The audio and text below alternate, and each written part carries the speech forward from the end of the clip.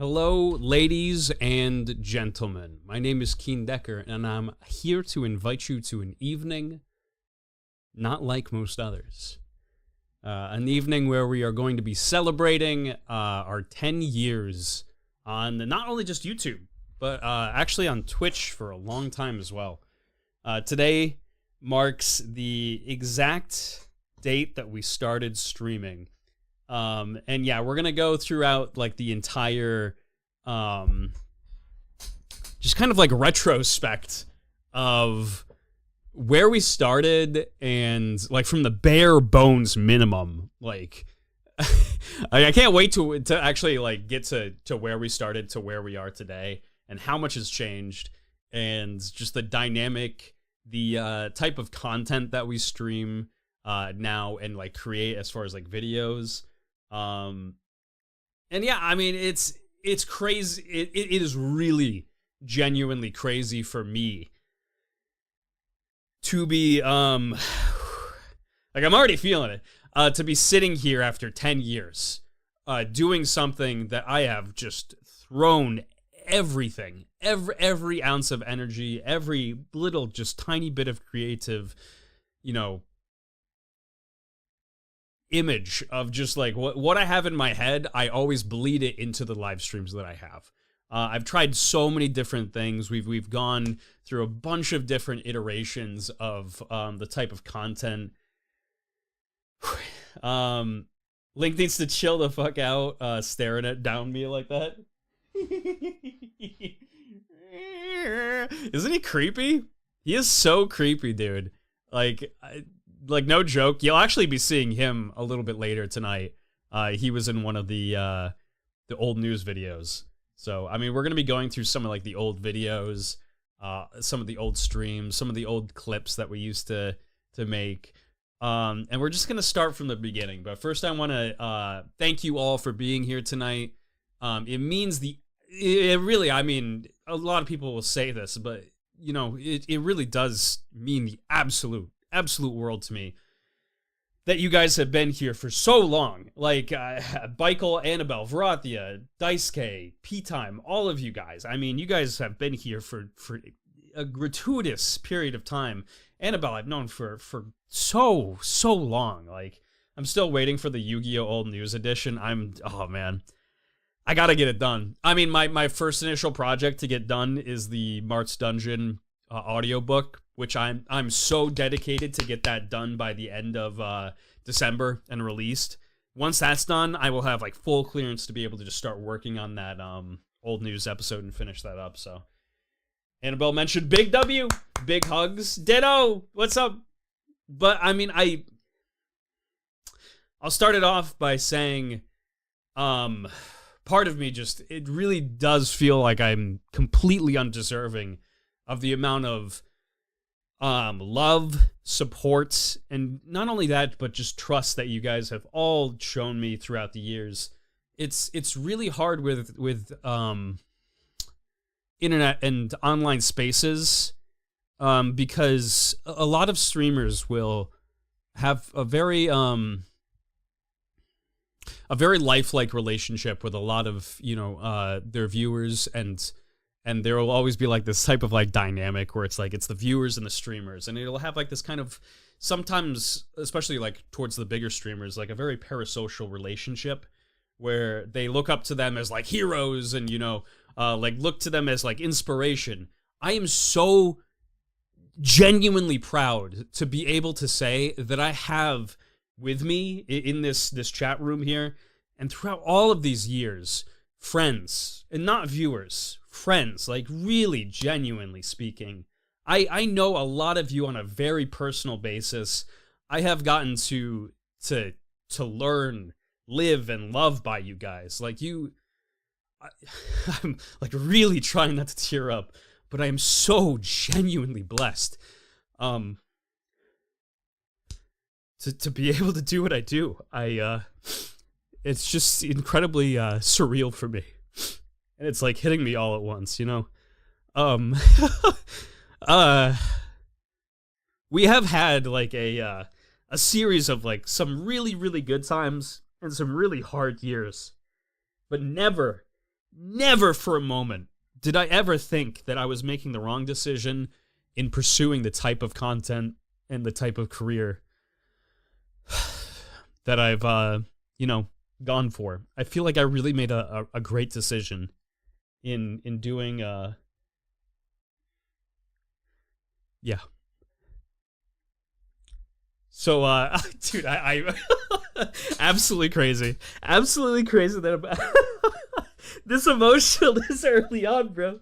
I hate it. I've always been one to just wear my emotions on my sleeves, and it's a good thing, and it's definitely a bad thing in the content creation space, because it's always good to be honest with people and to feel like people really just know who you are. But I really try not to cry. Yeah. What's up, innocent white girl? How's it going? Dice K, big hugs to you too. I love you. Honestly, no other person would keep letting me show up in their stream and derail it so many times.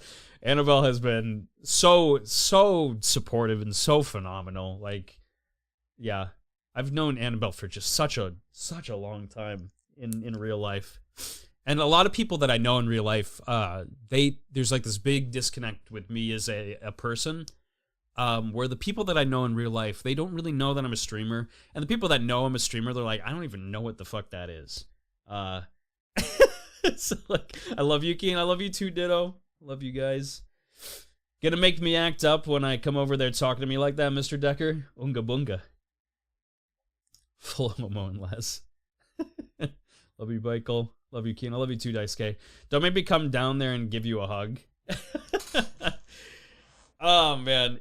I probably wouldn't be this emotional right off the bat if it wasn't such a crazy day at work, man. I've been really working super hard on the side to be able to make some money so I can, especially when this book comes out, I want to advertise it really, really hard because I have full faith and I have a lot of just artistic integrity when it comes to the Mart's Dungeon IP. I'm so goddamn proud of it. And I'm a very proud person in general when it comes to like the things that I feel like I do very well. So I want it to be spectacular. I want this release when it comes out. I'm aiming for like December 26th, like after Christmas, to release it. I have like this vision in my mind always of where I should be in life. These grand just expectations of like giant steps, from where I am right now. It's in the streaming universe, it's so hard to even if you're a very patient person, even if you're a very focused person, it's very hard not to look at numbers and to kind of judge yourself by those numbers, right? Because it is realistically the analytical part of streaming. You see that people tune into your content in certain numbers, and that is kind of an artificial value that's just kind of placed on it, right? At the end of the day, it's like, how many people can I bring in to be able to see the type of content that I want to provide to people? It's hard, right? It's a lot of people give up. I've had so many friends since the beginning, man, that I've just kind of lost, not in real life, but in the streamers community. There's been a lot of people that have just retired from streaming altogether and content creation altogether, and it's hard. It is hard to see because that's a lot of dreams that didn't work out the way that they had kind of wanted to. And I feel like the really important thing to note from all of it, right, is when you give your everything to something and it doesn't pan out the way you see it and want it to pan out, it's never going to do it. It's never going to be like that, right? I mean, you can say, I'm going to have 1 million subscribers within 5 years and just really, really pound it out and produce content and go on that grind. God knows that I did it for years, right? But at the end of the day, things are never going to work out the way you originally anticipate them to. And that's okay. That is A-okay, because everybody gets their moment at some point. Everybody makes their mark in some way. And you just have to keep going, and you have to really, really innovate with not only just yourself, but with the times and the way the internet is now. The internet is such a vastly different place than when I originally started back in 2014. It is so vastly different. Like I feel, part of me feels slightly disconnected, because I mean, as you get older and newer generations become the predominant users of the internet, sure, like you part of you will feel disconnected and feel like you don't connect fully with just the newer generation, right? Especially some of the just brain rotten TikTok, some of the just stupidest trends that come out, man. Oh, insanely ridiculous. Like, my God, was it so fucking different back then? Take me so different. Like, yeah, I mean, Annabelle's not joking. The internet in 2014 to just where you can market today, it's mind-boggling. I mean, technology just in the times changed so fast. And it's hard to appreciate it and really sit down and think about it while it's happening. Because today, I mean, a year from now, it won't feel like a year from now, but it will be. It's crazy to me to think that COVID was like 4 and 5 years ago, right? Like, it all passed by so fast. Just check Fraud Yourself and call it a glitch. Where's my long form content and Let's Plays, man? It's a dying art, right? It's hard to get any sort of traction like that because of it used to be the predominant thing in the internet, and people had to compete with it. They're like, man, this form of content is so oversaturated that I have to think of something different. And people did. I mean, you look at it with, like, whether it was like Pokemon Go or the Mario 64 speedruns or the NPC phase or just the vast amount of different eras that came out of stream and content, and everybody hopped on board, right? Like, everybody was super, super quick to hop on these types of trends because they were so vastly beneficial to actually just get onto. Or the hot tub streams, sure. I mean, the hot tub streams are still going on, right? And sex always sells. Yeah, it does, right? So, I mean, I think that those types of streams will be around for a long, long time. Hi, Heirloom. What's up? How's it going? We got Joe in here as well. Hey, Grandpa. Dude, I know, right? I'm an old dude on the internet. Like, no joke. Comparatively to the average... Let me just look up the average streamer age. I just want to know the average age of streamers right now. The average age of a Twitch streamer is actually, I'm genuinely surprised, it's between 25 and 34 years old. But I guess that genuinely does make sense, because the people that were really successful, especially early on, were a lot of these people who were maybe like 18 years old when they started, right? Let's see. This is just on Twitch too. But yeah, the average is like their mid-20s. Seems to be the average. Remember when YouTube was only pushing 15-minute videos, so everyone only made 15-minute videos? Yeah. Oh God, yeah. Absolutely. As long as there's people, there's degeneracy. I feel like degeneracy has been going through the roof, but man, that's just me. That's just me. I feel like the internet's slowly kind of, polluting people's minds, dude. It's bad. It is bad. I can't even lie to you, but I am, like I said, genuinely blessed to be in a pocket of the internet that we have, like, just something very special.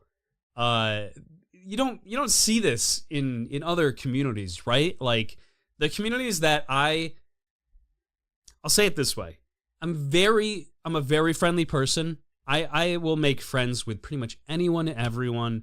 I really just think that not only do people like deserve second chances, or if some people make mistakes, you know what I mean? At the end of the day, we're all human beings, right? And oh my God, thank you, Innocent White Girl. Thank you for the 5 gifted. I really appreciate it. But at the end of the day, I can make friends with a lot of different people, right? But I'm very careful with the type of people that I'm the absolute best of friends with, because I genuinely love their personalities, and I'm just very picky, right? Like, at the end of the day, I'm just a very picky person. I like people with a very good heart, and the friends that I have right now, they're genuinely, I can't say enough just as to how much I love them and how funny they are, how genuinely entertaining they are. I mean, there's a reason that I love to spend time with, like, Ditto, Bikel, Varathia, P-Time, Gars, like that entire just group of people, you know what I mean? Because it's always a fun stream. It's always a good time. And those laughs that I get to, you know, hear from my friends, you don't know how much that means to me. It is like this euphoric feeling every single time that I hear like Ditto just start to wheeze laugh. You know what I mean? It genuinely gives me so much like happiness and hope, and makes me feel at the end of the day that I've just done a good job. Because let's start it here, right?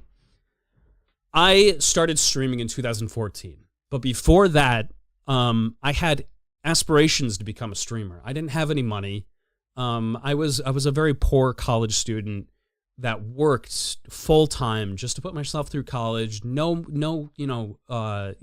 debt going through college, but I worked my absolute ass off. And I remember there was a year that I went to UMass Boston for music. And the college program there, it wasn't as great as I was originally hoping, for it to be. And I was working full time out there at a Marriott. I would work like, Jesus Christ, I would work like 4 or 5 in the morning to like 2 p.m.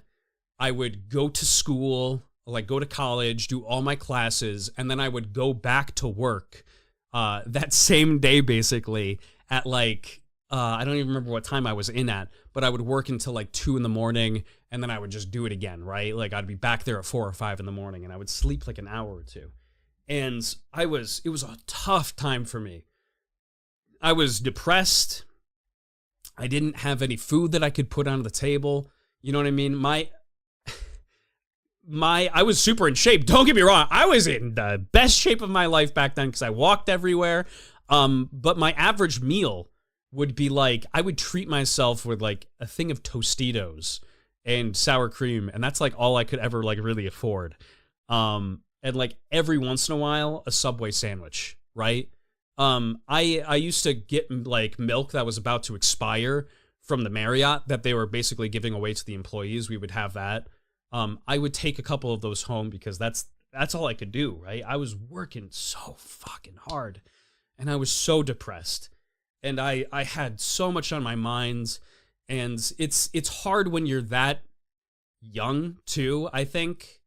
Really just trying to push yourself and pursue, because I really wanted to do music back then. Like, I wanted to perform for people. I always had this grandiose vision for myself that I could be the absolute best of the best. And I would be out on stages touring with the band that I had at the time. But the bandmates, they broke up. They all went their own individual ways. I was kind of alone, just studying music, and it's hard, when you are so dedicated to this very specific dream that feels like it's just kind of dwindling away. And I was with somebody at the time out there, and it wasn't a great situation altogether. I was very poor.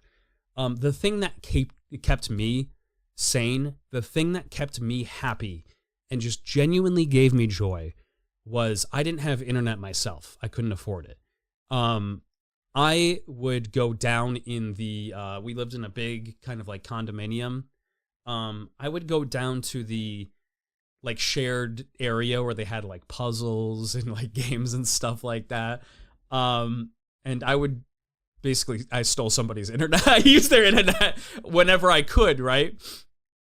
So I went down there, and I used to watch Twitch streams. I used to watch like Cutie Pie. I'm a Cutie Pie.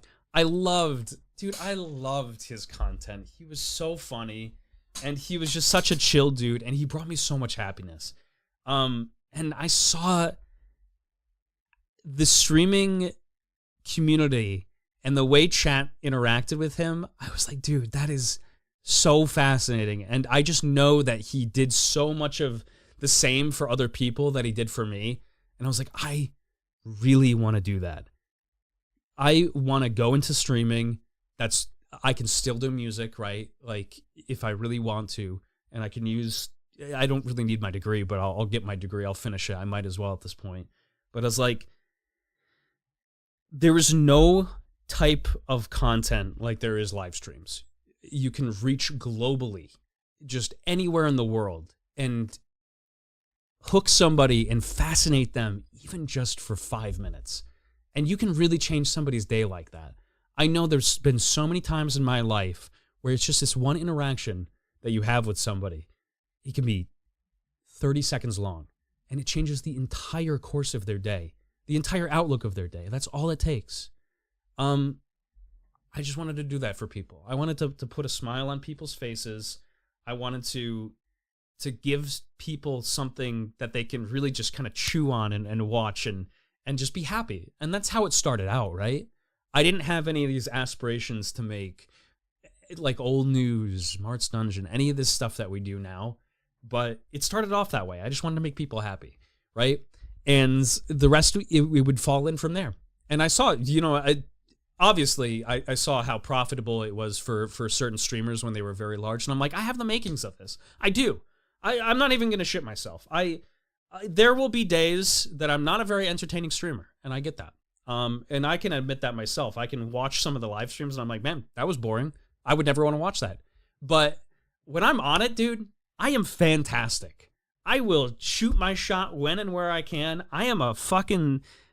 Sometimes I can be a very funny dude, and I can really like think of these great things to put up on the screen. And so I was like, I can do this. I have faith that I can do this. So I went back home. I started living with my parents for a little bit. And I bought myself in 2014 a a built PC. It was actually from like maybe like 30 minutes away. There was like a place that builds PCs. And normally they specialize in Macs. And I originally, actually, before any of this, I have this, it's the same laptop as I have today. The same exact laptop. I've had this thing forever. It is a MacBook Pro from like, fucking like 2011 or something. It's an old ass MacBook. But I had this back in 2014. And I originally tried to start to stream on it. And it's a dual core processor. It is old as beans, dude. And so I tried to stream just like an IRL live stream.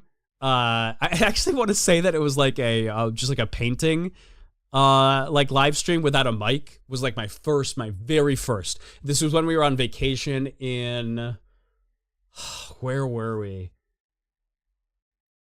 I want to say we were like in vacation in Pennsylvania or something like that. We were in a hotel. I hooked up my MacBook and I made a Twitch account. And I tried to stream like a painting stream, just like a just a paint application stream, and talk to people through that.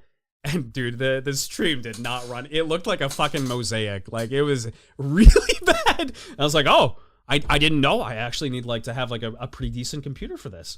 And so I bought, like, I saved up my money and I bought a computer from a store that's like 30 minutes away from me. They built it, and it wasn't the greatest computer, but it was good enough just for like when I was starting. I had these I want to say that they were like Turtle Beach headphones in the very beginning, and It's like classic, dude. This is classic. I was like basically the the early Tyler 1 of live streaming, because I had like these. It was a shitty. It was probably not even Turtle Beach, but it was a shitty headset. And I started off on Twitch, and I streamed only League of Legends, only all day, every day, League of Legends. And this was right next to my parents' kitchen, right? And so my mom would be cooking dinner. My dad would be like doing his Sudoku with like his because my parents don't leave like the lights on when they're in the kitchen and they cook. They like everything dark, and they like light like candles and stuff. So everything's very dark. So it's, with the webcam, it was super, super fucking dark too. So you just see like my dad in the background with like a flashlight doing his Sudoku, and my mom is cooking, and she has like the TV kind of like blaring. I don't think that they had a Roku at this point, because they use a Roku for pretty much everything now. But I think it was just like cable TV, and they would just be blaring. Those are my early live streams. Surprised it worked in 2018. Mac Pro can't even run League without heating up. Dude, oh man. My MacBook, we tried to use it for, what's it called? Jackbox when I was on vacation. And I could tell that thing was like roaring. The fans were absolutely blaring on it. Y'all don't understand, he used to prop up his MacBook and try to get better airflow. I did. Yes. Need to do a random MacBook stream just for the fun. Dude, I don't think this thing could even stream in 480. Like, it would be so bad. Wish we could go back to those days. League only content seems like a distant memory now. Sigh. The Banhammer. Can we put Ace back in the LP factory? But so yeah, this is when we started in 2014. It was just League content only, right? And actually, let me do something really quickly, because I'm doing this. I didn't have anything prepped for today's live stream. I'm just gonna go through the years, and we're gonna watch some like the clips at the time. We're gonna watch a little bit of the videos at the time. But yeah, let's see. I want to go back to our live streams, and I don't delete a single thing ever. Not on YouTube. Wait, where's the last page? Filter. I would like to go back to the beginning, please. Oops, I did not want to do that. So yeah, we started on Twitch, and I want to see when the first live stream was that I did in... Oh my god, actually, it won't even let me go back. Hold on. I got this. Over on YouTube. Age restriction new. I don't know why YouTube is attempting to cuck me now. Give me 1 second. Ooh, date. Here we go. So our first live stream on YouTube was a Golden Sun live stream. So we originally started streaming in October of 2014, right? And I streamed for a year over on Twitch. And I was like, this is fun. I got like my my affiliate over on Twitch, and dude, that was exciting for me. That was exciting. I was like, wow, like this might actually be the prospect of like me being able to do this, right? For like a job. And so when I got that affiliate, I was like, oh, I was so giddy, dude. And I was working. I've been working actually at the same job for, it's probably about 15 years now, just to support these types of like dreams. Right now, I can proudly say that I work for the most part just like 2 days a week over at like my old job, and the rest of the time is just kind of full-time live streams here and creating content. So we're so close. We are so close to being able to just do this for full time. And I feel like that once we release this book, I just have a great feeling about it. But yeah, so we streamed for a year over on Twitch, and I hear about this this new streaming platform called YouTube Gaming. It was just brand spanking new. There was no competition ever at the time for Twitch, right? I'm trying to remember when Beam became a thing. I want to say that it was just a little bit after YouTube Gaming, because that was like the era that they're like, oh, there's some money to be made here. I mean, Twitch doesn't make any money, right? It's a kind of failing area. Like, it doesn't make money. It costs them more money to run it for Amazon than it does make it. But people were like, this is profitable. There's a lot of money to be made here. And so YouTube came out with YouTube Gaming. And let me just tell you right now, there's nothing, and there will never be anything like YouTube Gaming ever again.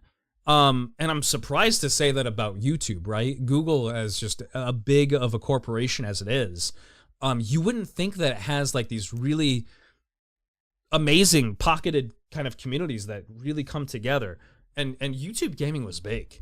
Like, it was no joke. There was a lot of streamers on this platform, and the numbers were astronomical. They were increasing at a crazy rate. And this was a dedicated live streaming application. I came over to YouTube Gaming August 18th of 2015.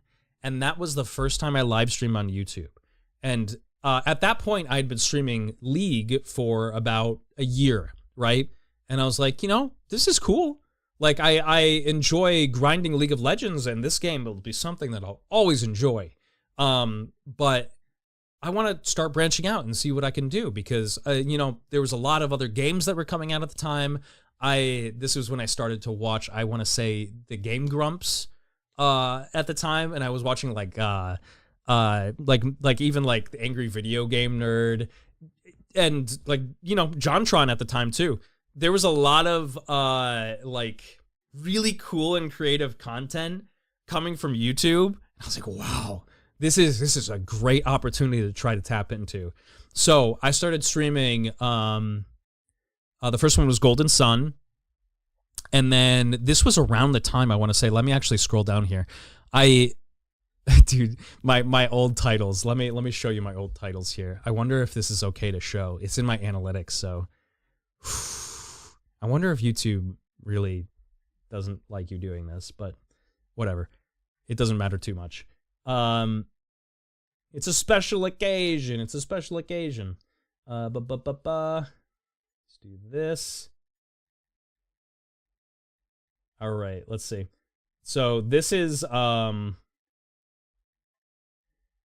what my stream titles used to look like. Golden to the sun, golden to the sun, golden to the sun.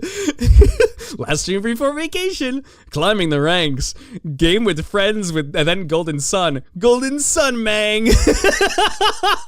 Solo queue Gold 4 series. So I was still streaming League of Legends. I was still streaming League of Legends at the time, right?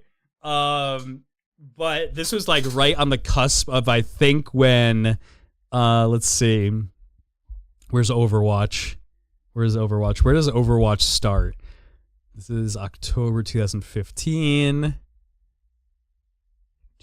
I want to see exactly when Overwatch starts.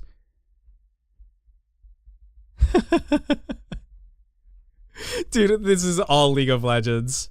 So I realistically didn't stop streaming League as a full-time game until... Oh man, I have the robe in these. Give me 1 second, chat. Hold on. Do you want to pop into one of these live streams just to see what it was like back in the day? Do you want to see this? Oh my god. Okay. This is so cool. This is actually so cool. So this is when I had gotten my first... This is when I had gotten my first sponsorship. It was with Razer, and I had no viewers, man. I really didn't. And they did me a solid. They're like, hey, we'll give you a one-time... Look at this shit, dude. Oh my god. And I'm muted. Nothing has changed! Nothing has changed! This is when I was living not at my parents' house anymore. We moved out and we moved into like an actual house. This is with Mike Brady, Hunter, who else? You know, I had a fiance at the time, and we all lived in this giant house. But I have my Razer headphones on. I think I'm so cool, man. And look, I'm eating lasagna at the bottom. This is what I thought used to look like really good. I'm like, yeah, man, look at this. I made this myself. What is it? Dude, I'm creative. Nobody ever has this stream set up. Look at this shit. Yes. Oh, man. This is with the new Rift, too. I think the Rift had just changed at this point in League. Oh my god, I'm playing with JCPenney? Oh my god, dude. This woman's name was Jess, but I always just used to call her JCPenney, and she's like, why are you calling me JCPenney? And I'm like, I don't know, it's just kind of funny. So she changed her name to JCPenney. That really hurt.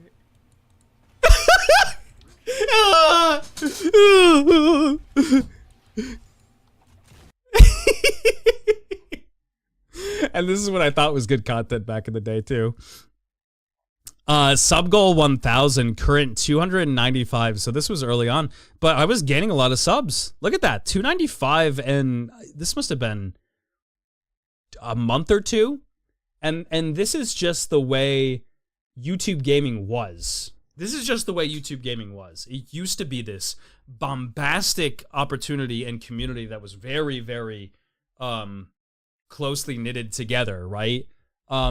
Everybody knew everybody else in YouTube, like the old YouTube gaming platform.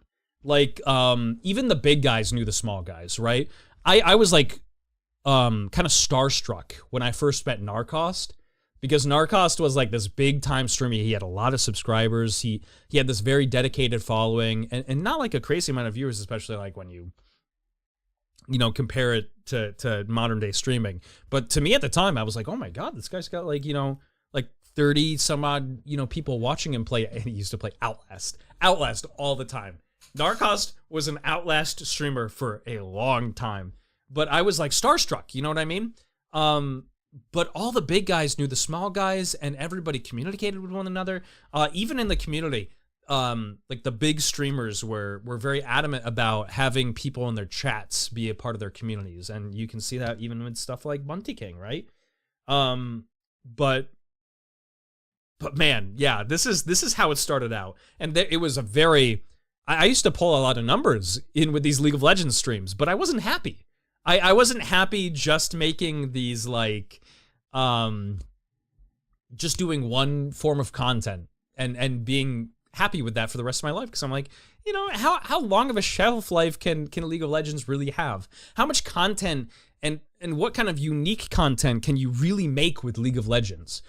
You know, there's a lot that you can do with it, but at the end of the day, if you're just focusing on one type of game and one stream, one form of content, it's very beneficial for you as a streamer and content creator if you're looking for numbers. Yes, 100% through and through. It is much easier to become a bigger content creator when you're just focusing in on one thing, because that's what the algorithm points people to, right? Like if you have something similar to a video that somebody really, really liked, YouTube will recommend it. But if there's not a lot of it, YouTube's like, probably not. But I wasn't happy with it. You know, I wasn't happy with just being this one-off League of Legends streamer. And so I'm like, let's mix it up a little bit. Let's do something fun. I want to see when we started doing. Let me see when we started doing our longer form content on YouTube. I'm interested to see that. Let's see. By date, videos. Dude, the first video on the channel. Hold up. Let me just make my screen a little bit smaller. You guys can see this for yourselves. Ooh. So our first video on the channel was Gallows Deep from my old band, The Wrong Inspiration, because I threw that up and I'm like, yeah, man, like this is cool. But this is the first. I started making these clips for my Twitch channel. Look at these old ass clips. Just look at this.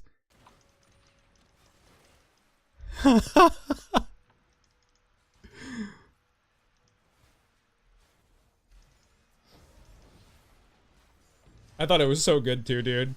Back in the olden days. Oh, man. Fuck, dude.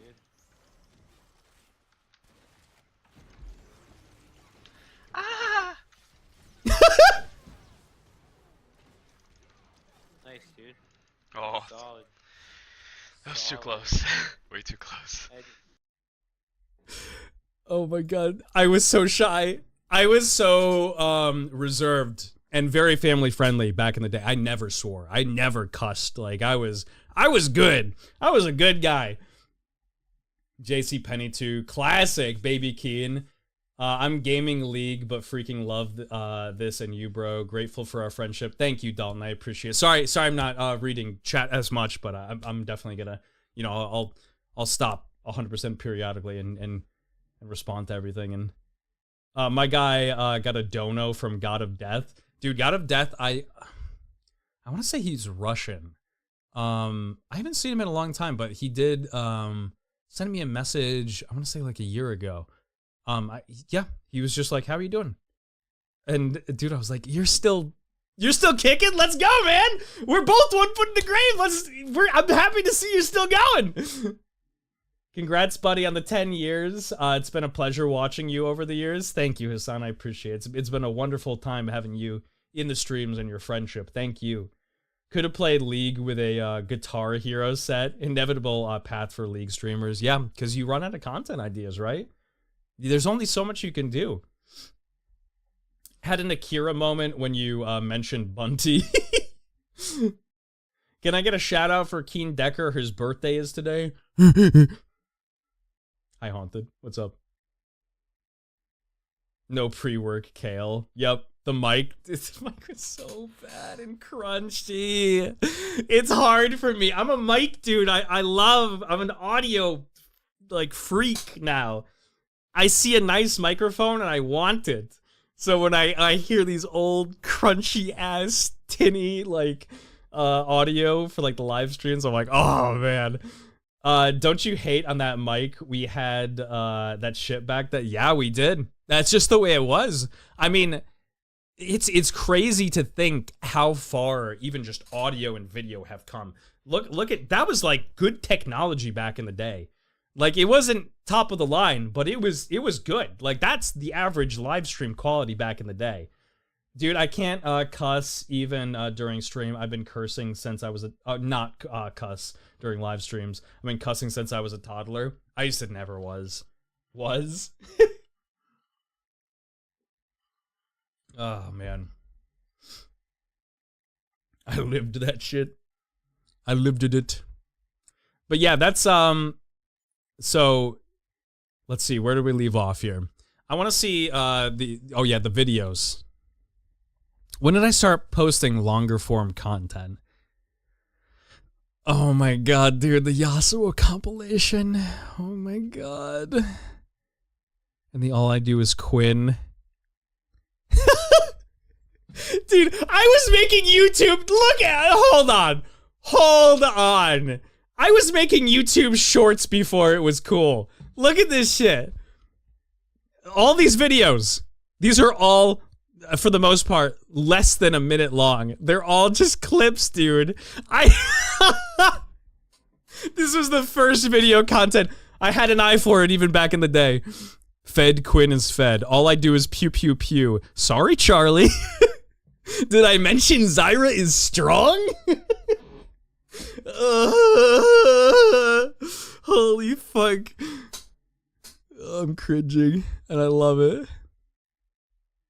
Let's see. When did I stop streaming YouTube content?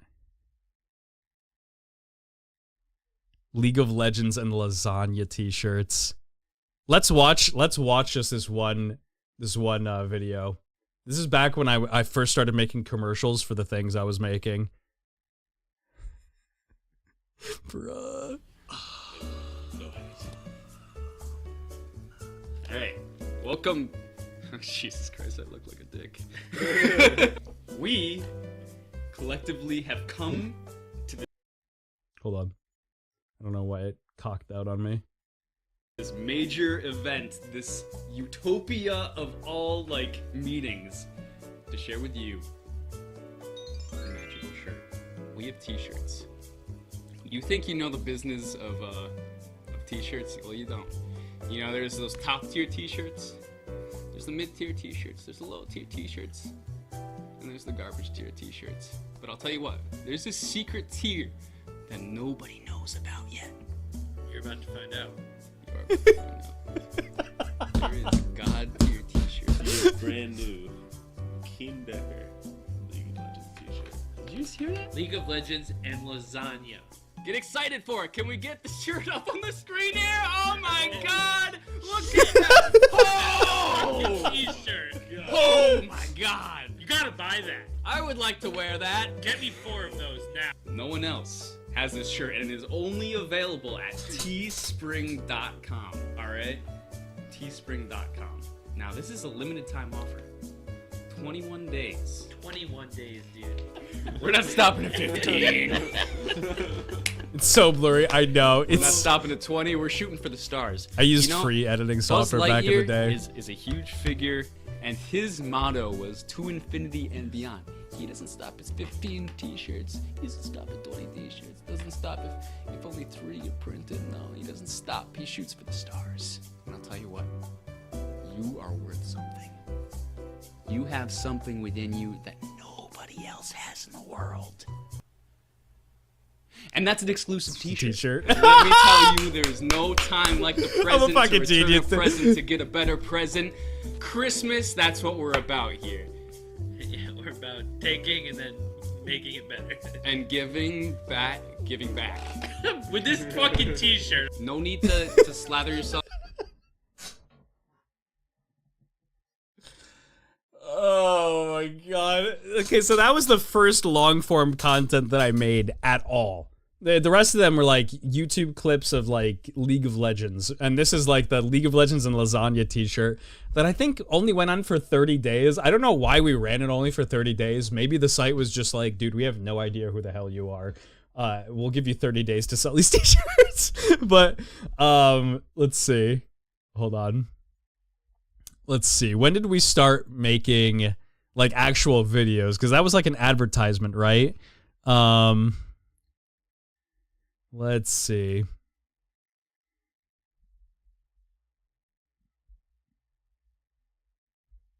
Holy moly. I didn't realize that I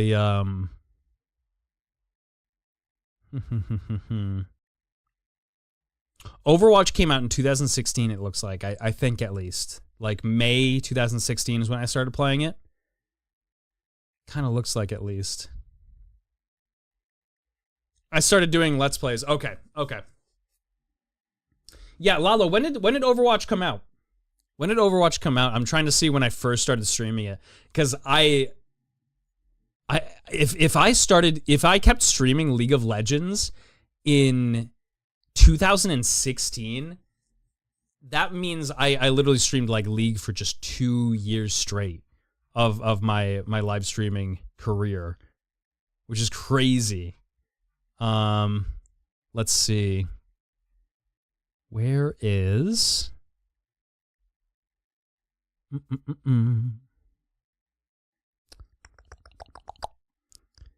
It looks like I started to branch off with my content in 2016.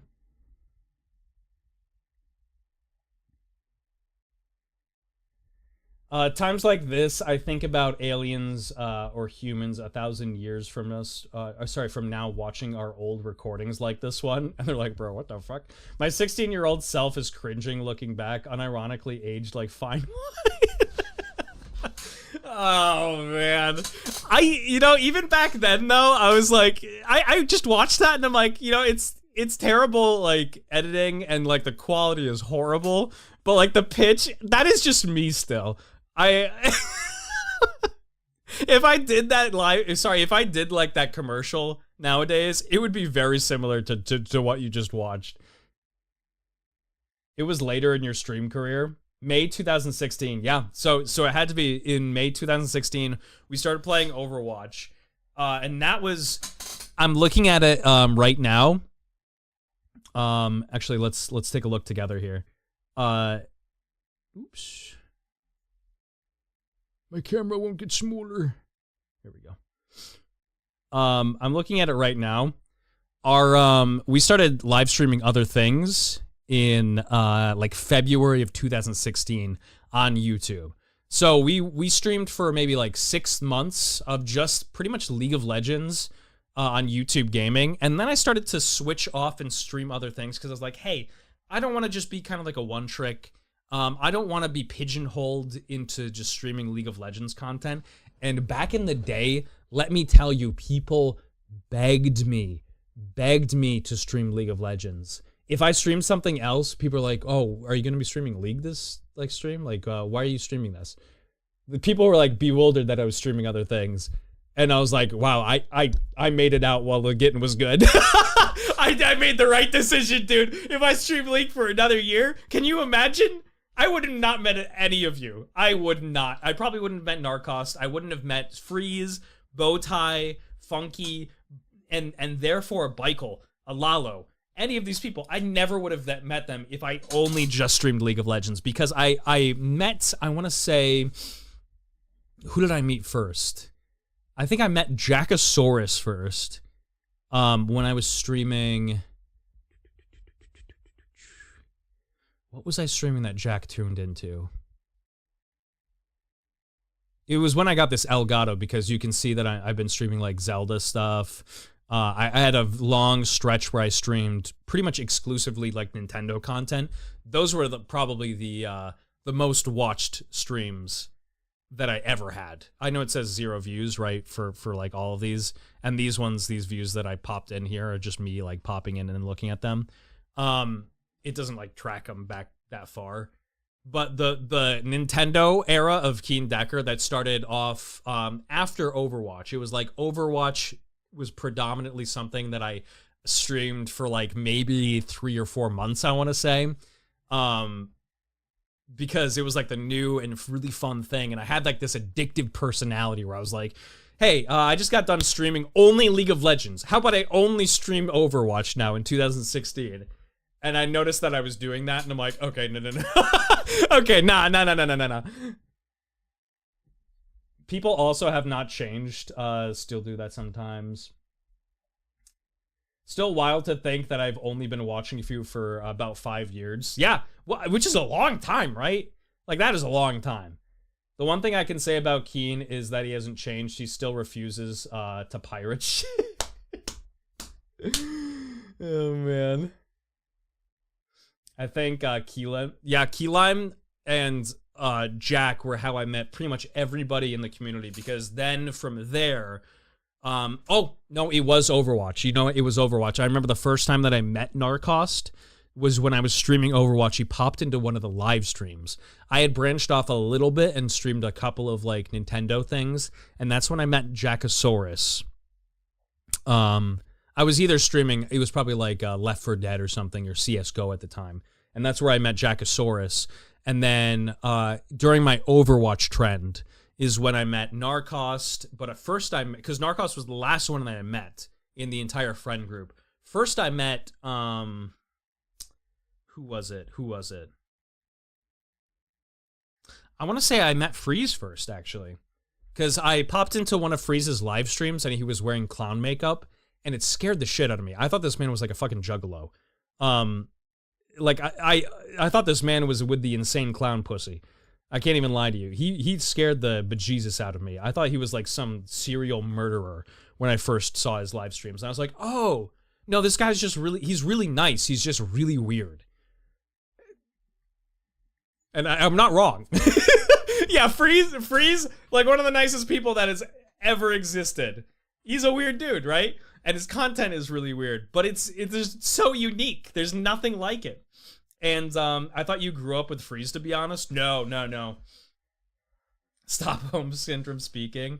And nothing has changed with Freeze. Oh, Freeze is... He's like doubled down. I will say Freeze, I think he doesn't go as far as he used to. But I think a lot of us don't really, right? Like I think that Freeze doesn't like say some of the crazy Freeze used to say the craziest shit. Like he really did. And it was always funny. Always funny. Yeah, the first live stream that I saw of Freeze, he was wearing clown makeup. And we became like really fast friends. It was like me, Freeze, Narcost, and Brunswick. Dude, Brunswick. Brunswick was the second one I met, I think, because I met Freeze first. And then Brunswick at the time was streaming anything and everything. And I looked up to that. I was like, hey, that's really cool. I'm happy to see somebody who like very passionately streams whatever they want to as a variety streamer. So I kind of like tacked on board with like Freeze, Brunswick, Narcost, because I saw that they just kind of streamed whatever they wanted to. And I was like, let's do these live streams together, man. Like let's form a community. And I that was when I first started actually knowing the YouTube gaming community, because before then it was just League of Legends. I had no idea that there was this really deeply rooted community in YouTube gaming where people just rated each other, communicated with one another, played all the games with each other. They had like these very exclusive like live chats with just a bunch of streamers and content creators where they would all just talk about whether it's like the algorithm or things that they wanted to stream. It was so open, dude, and it was crazy. It was crazy. This is like the true marketplace of ideas. Like, no joke. If you go out to like a bazaar with like 100,000 stores, that's what YouTube gaming felt like. But everybody knew each other. And everybody was just there to support each other. So yeah, I met Brunswick and Freeze. I want to say in like 2016 around... it had to have been around May when I was playing Overwatch. And let's actually just kind of scroll down here. This is when I started to get my UI. Look at this, dude.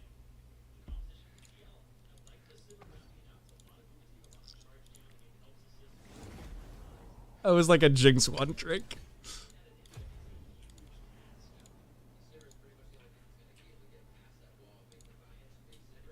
I was like a Jinx one trick at the time, man.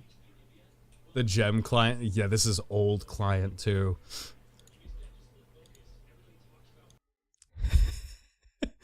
All right. But yeah, so this is 2016 still. Let's skip forward a little bit. April, and here is May. Right here, chat. Look at this. This is when I was like, no, I don't want to be a League just only streamer anymore. And then I proceeded to stream Overwatch. And I was like, I'll play a little bit of League. Overwatch.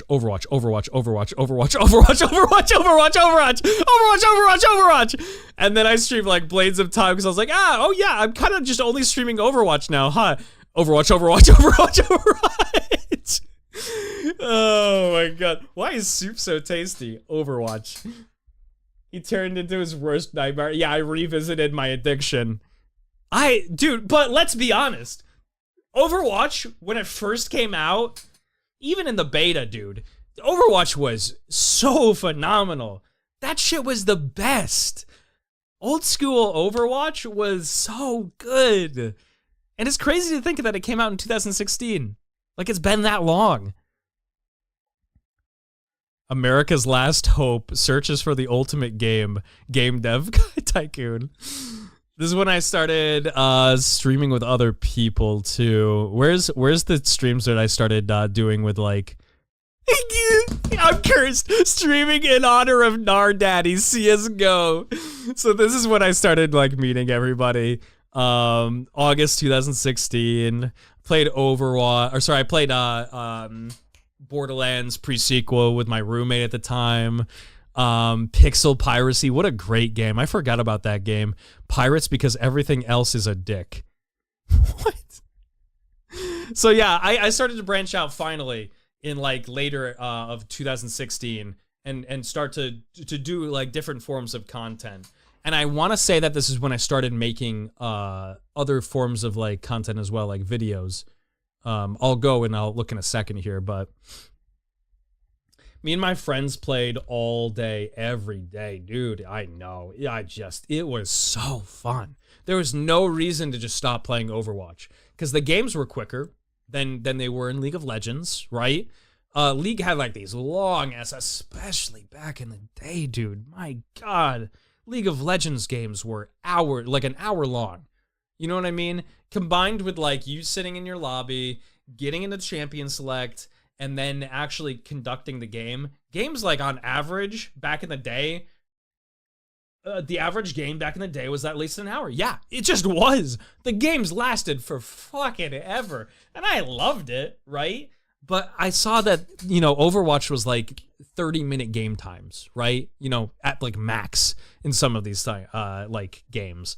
And so it was really addictive because you just kept playing. And you felt like you could climb back in the day too, right? And so I was so in love with Overwatch. Borderlands pre-sequel with Josh. With Josh? Josh must have visited the house. Because I didn't used to live with Josh. So he must have visited the house this day. That's cool. Feels like a Mario day. Is this Mario 64? Dude, I don't even remember playing Mario 64. What? I played Mario 64?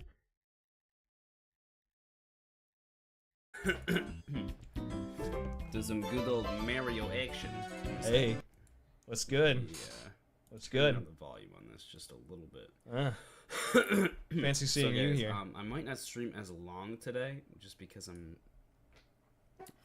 not feeling super well. But we will try. I'm in the basement now. I'm back in the parents' basement. So, dude, I got the Pepsi things up on the wall. I got like a couple paddings to mitigate some of the sounds. Dude, I was obsessed with this shit. I was like, ooh, that's really cool. Bring back the fur coat. Dude, I'm telling you, that robe was great. That robe was so fucking good. I loved it. This is back when I had frosted tips. Good old Mario action. The robe was famous. I'm sure that thing, I remember it started to get holes. And it probably stank at some point. I cleaned it, right? But like, yeah, that thing I wore it all the time. Oh!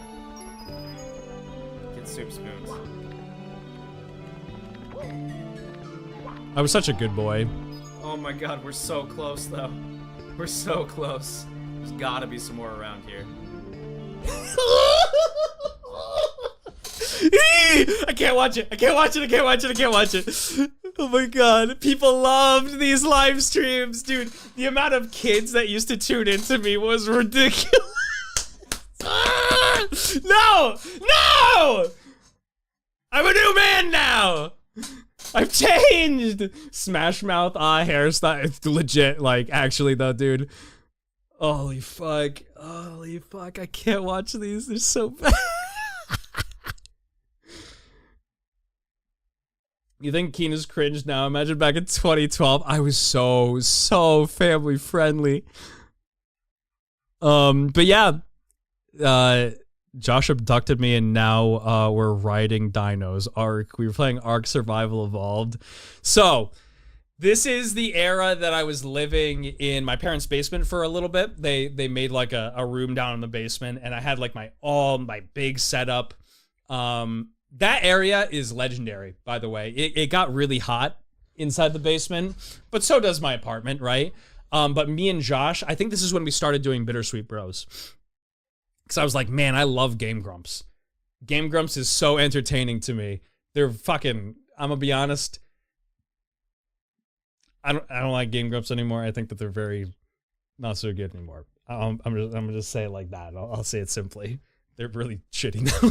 But I really appreciated them back in the day. I thought they had phenomenal content. And they were really, really funny. Just because they were playing video games, they didn't have like, you know, anything else to really like base their content off of. You know what I mean? They didn't like try to force things or like stop saying certain things. They were open. They just made super funny jokes. I loved watching them, and that's when we started doing Bittersweet Bros. I want to say in late 2016.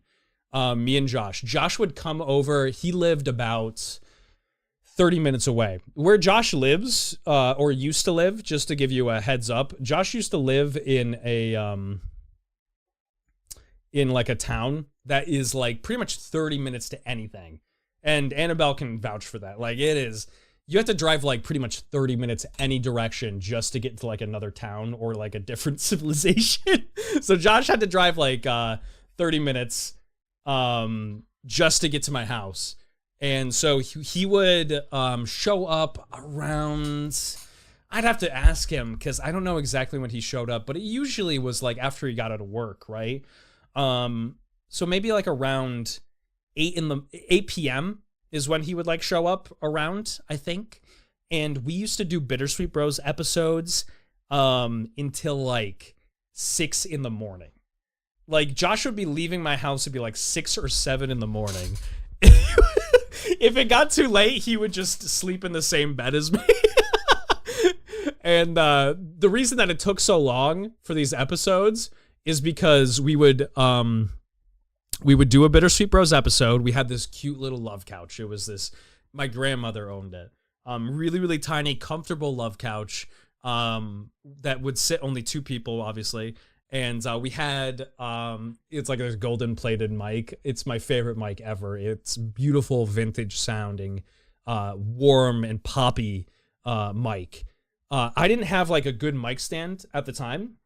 And so I had like a broken mic stand that I had to tape a cardboard kind of like filter on it so that it wouldn't attract the sound of the television, because it was a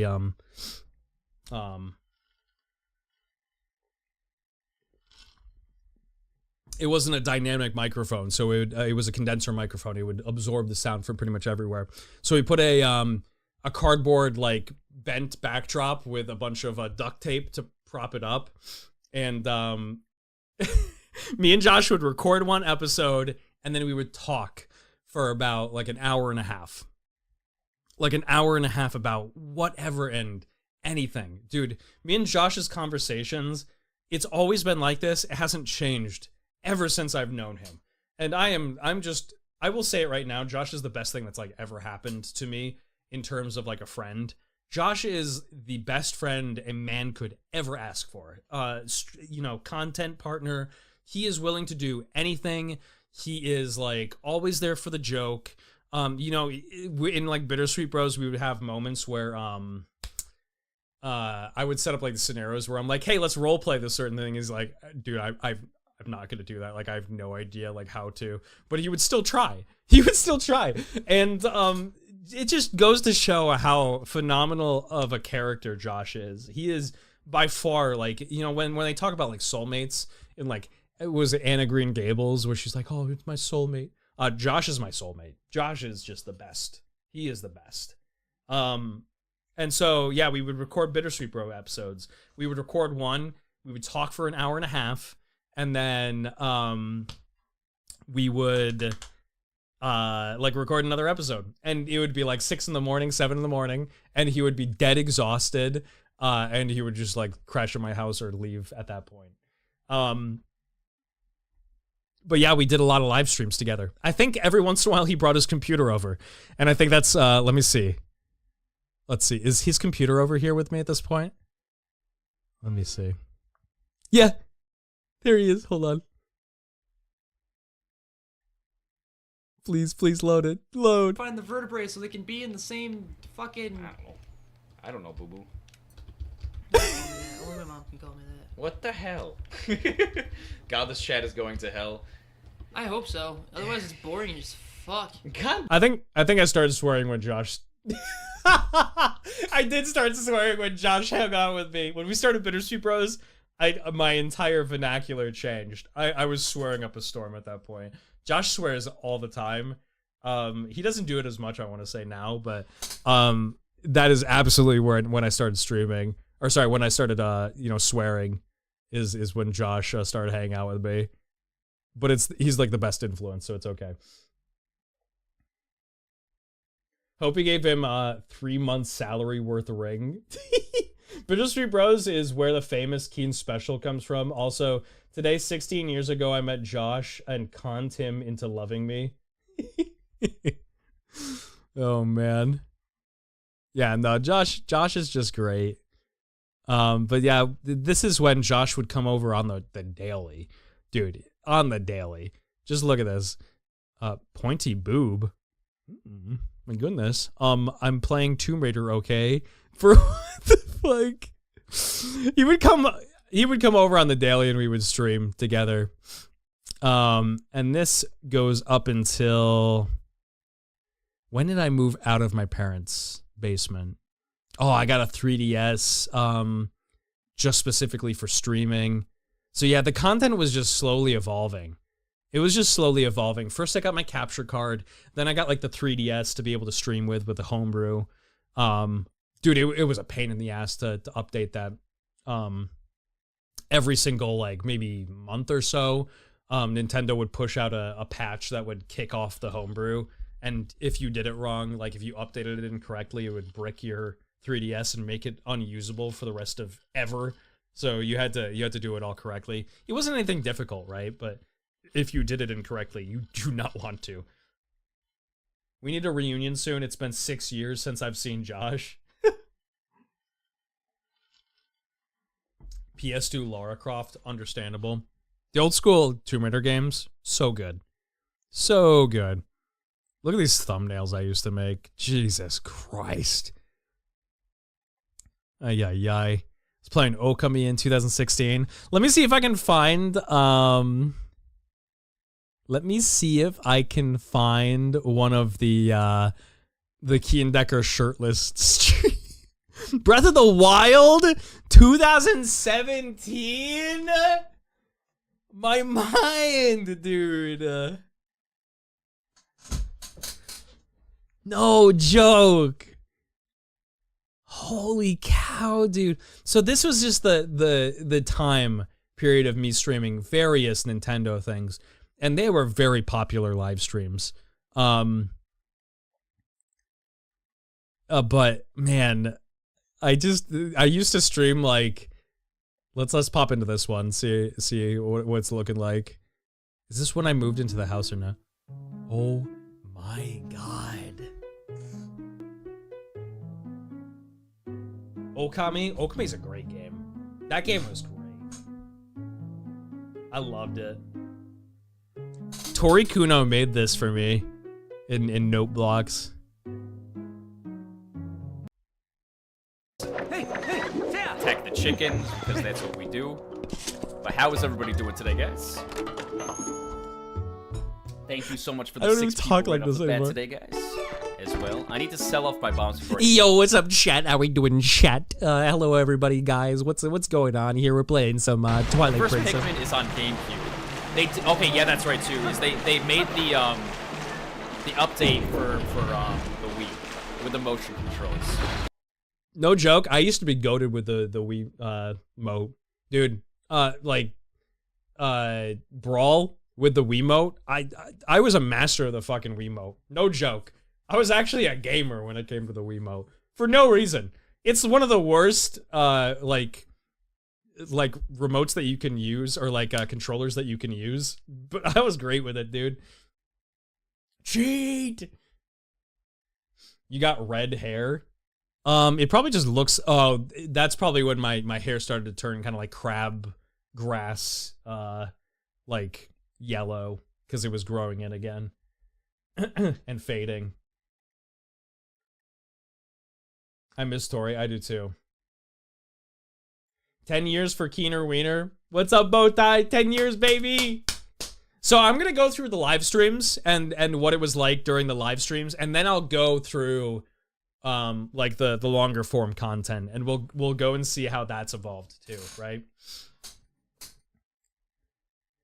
It's so weird seeing what you looked like, because I didn't really see you even if we played in 2015. Oh yeah, no, true. Well, we went to college, right? And so we saw each other then. But like, I had like so many different phases of Keen Decker. I'm wearing my gambling t-shirt. Hold up. Look at this chat. Look at the bottom right hand screen. That is my gambling t-shirt.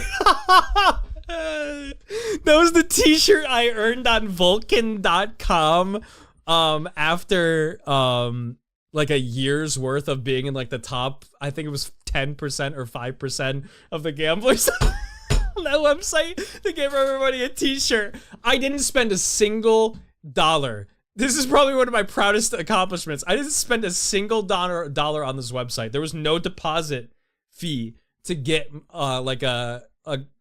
was like a $10 grant on the website if you just signed up. And then I just like kept spending it. It was for esports gambling. So it'd be like League of Legends.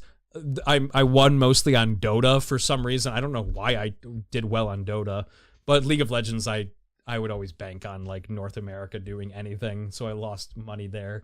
But Sports Resort was my jam. The Wii, man, was so good. So good. And not even like underrated console good, but because everybody knows like the Wii was a big hit, right?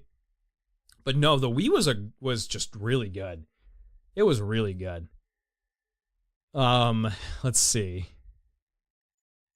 So yeah, this is when I really just 2017 started going in on like like Nintendo content. Is this the 24-hour live stream? Okay, I remember this so well. I didn't think it was 2017 though. I was supposed to do a 24-hour live stream. I had done a couple of back in the day before this. I think I did a Pikmin one before this, and I did like one other one before that. So I was like pretty well prepped, thinking that I'd be good to do this. But I didn't really sleep at all. Like the night before, so I was probably running on like 30 something hours by the time I had gotten to this 12-hour marker, and I was just so dead. This started off though the new game release 24-hour streams that I did like so many years in the future. It started with this because I was so excited for Breath of the Wild to come out. I'm like, dude, I'm gonna stream this for 24 hours at midnight when it comes out. I'm technically over -1,000 down on CSGO gambling. Dude, CSGO gambling was crazy.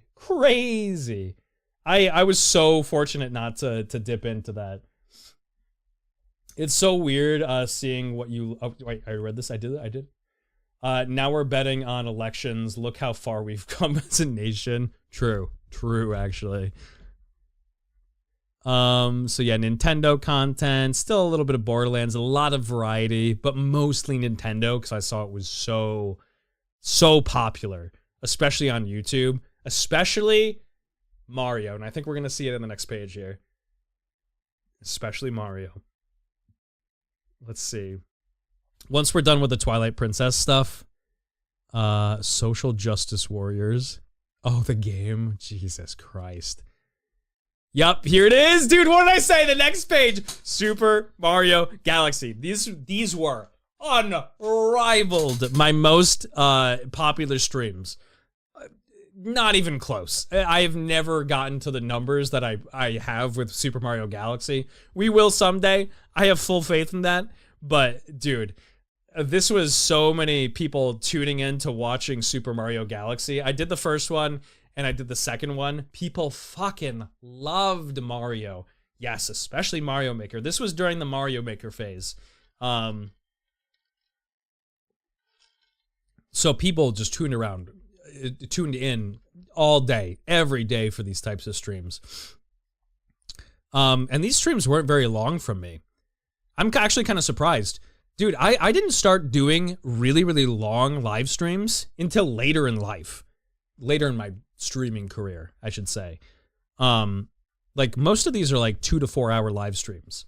It was only until like I think you'll see it in 2018 started to do a lot of longer form content. But yeah, I saw how popular Nintendo was, and I was killing it at this time. Hey, are these the shirtless live streams? All right, we're good now. Dude, I just remember I used to be shirtless. This was like, I think really, really hot back in the day, or back during the time. When was this? In August? It must have been like 90-something degrees in this basement. And so I was just like not wearing shirts for the majority of this for these streams. Xenoblade! Dude, this is the first Xenoblade stream! September 10th, 2017. Holy shit, yeah, because Xenoblade 2 came out in like December of 2017. Oh my god.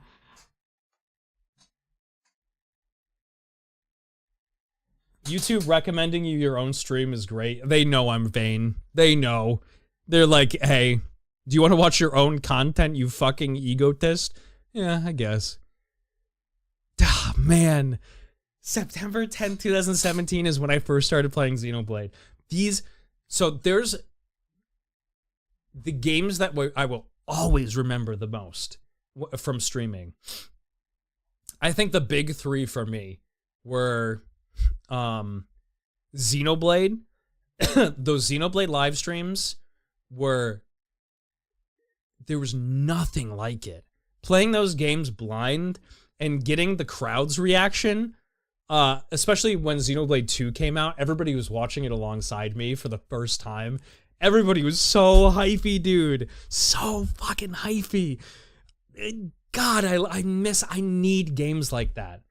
I need games like that. So yeah, Xenoblade, there it is, yes. Mass Effect was one of them. Mass Effect, playing those games for the first time is one of the big ones. And then Tomb Raider. Dude, Tomb Raider was surreal. Playing that series, especially the older games for the first time as an adult, because I never grew up with them. Like, I didn't have like a PlayStation myself. I went over to my uncle's house or my grandmother's house to play on my uncle's PS1, and we would play like Spyro, we played Bushido Blade, we played what was the other really big, Medal of Honor, both one and Underground. We played those games. My uncle, dude, I was like, oh god, what is he playing? He was playing like Max Payne and Hitman, and I was like, oh dude, that's too much for me. Like, I'm a young kid. He's playing some crazy shit over there. I'm just over here playing Spyro. Not the cyberpunk lingo. Worst part was your shepherd, but everything else was, dude, I love that shepherd. I love that shepherd so much. You're an elegant egotist. I like the reference. I'm here for it. And Keena's made his friends all by play Xenoblade. Yep. Shirtless Keen is the first Keen I ever saw. That's a good time to see Keen. What can I say? You ever play BioShock? I've never played the BioShock series, no. Hope we get a Xenoblade Chronicles X playthrough one day. I started to, actually, in, I want to say 2019, and I stopped. I liked it, but I never finished it. Which is crazy to me, actually, because I love the series so much. It was 2021? It was that recent? Holy shit. That's not too long ago. When are you free? We will bring my 360 over and play the original BioShock. Are they good games? Are they, like, worth kind of, like, playing through? That shepherd face only a mother could love. Hold on, dude, I have that picture somewhere of the shepherd nut. I think it's in the Discord server, too, as one of the emotes. It's so good. The only BioShock I liked was Infinite, but that's because being underwater terrifies me. Same. Dude, I hate being underwater. It's so scary. Glad I can be here for the special occasion. Basil! Hello, what's up? One in Infinite, one is the best. Yeah, I'm down to play it sometime. I'm always down to play like games, especially like iconic series that I never got to go into. Because I've never played through, BioShock. I've never played through the, my cam looks so weird right now. I never played through Devil May Cry. I've never played any of the Metal Gear games. I've never played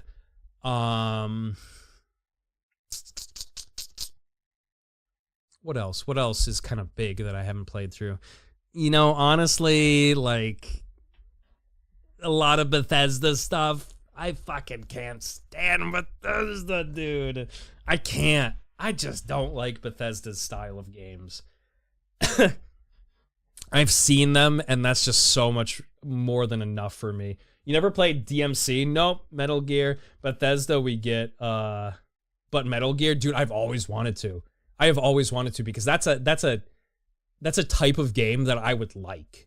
Like, no joke, it's fucking crazy, and that's what I need in my video games. Video games, at the end of the day, are supposed to be fun, right? And that's what Metal Gear is. Good, don't play Bethesda games. Bro, you gotta at least play Devil May Cry 5. Oh, I'll go through the series, for sure. I want to. We'll run it back through Castle Crashers. No Castle Crashers. Anything but Castle Crashers. Dude, PUBG! PUBG!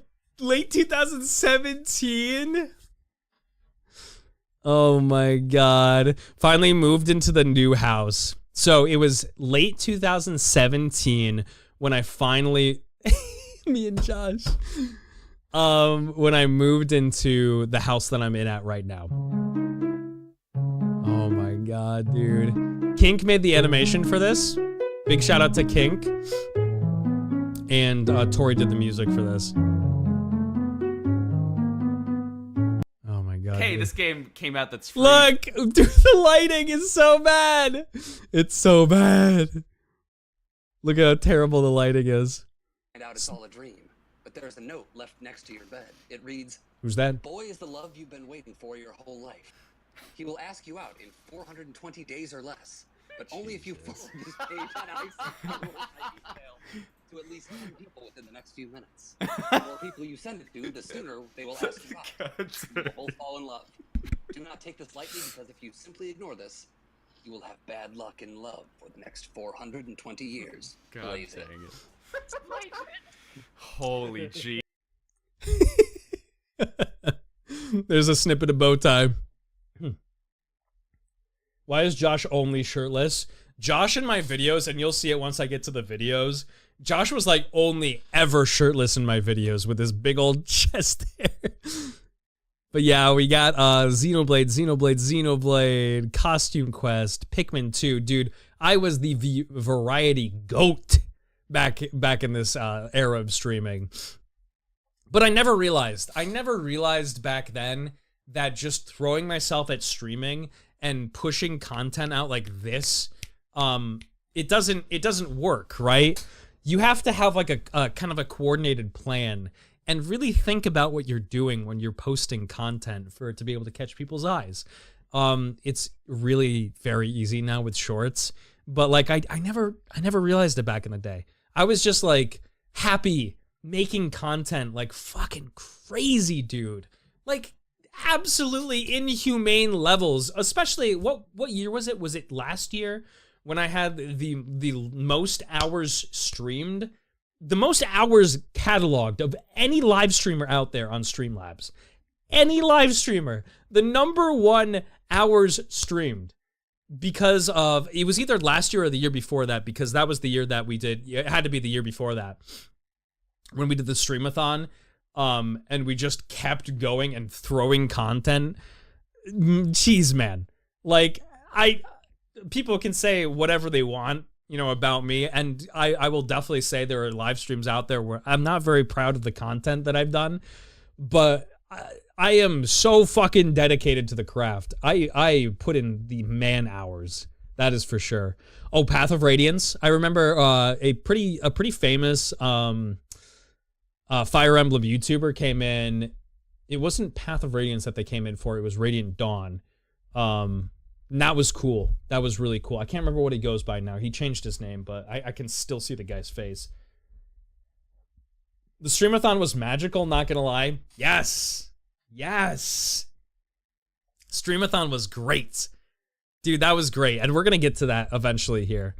Free Robux. Look in the description. Not just a chill talk stream. Dude, I was wild. Narcos, keep talking and no Narbody explodes. Why is Hillary Clinton drinking? These thumbnails are goated. The button is yellow. Hold the button. Refer to the releasing a hold button. Oh shit! Where's the release? Okay, so hold the button. Yeah, it says yeah. Hold It's the a button. white strip. It's a white strip? Yes, there's a white strip next to the detonate button. Down the lever on the subject capacitor discharge. Shit! I don't want to die. If you start holding the button down, colored strip will light up. Okay, if it's white down is in any one position with the number 1. When it's 1, okay.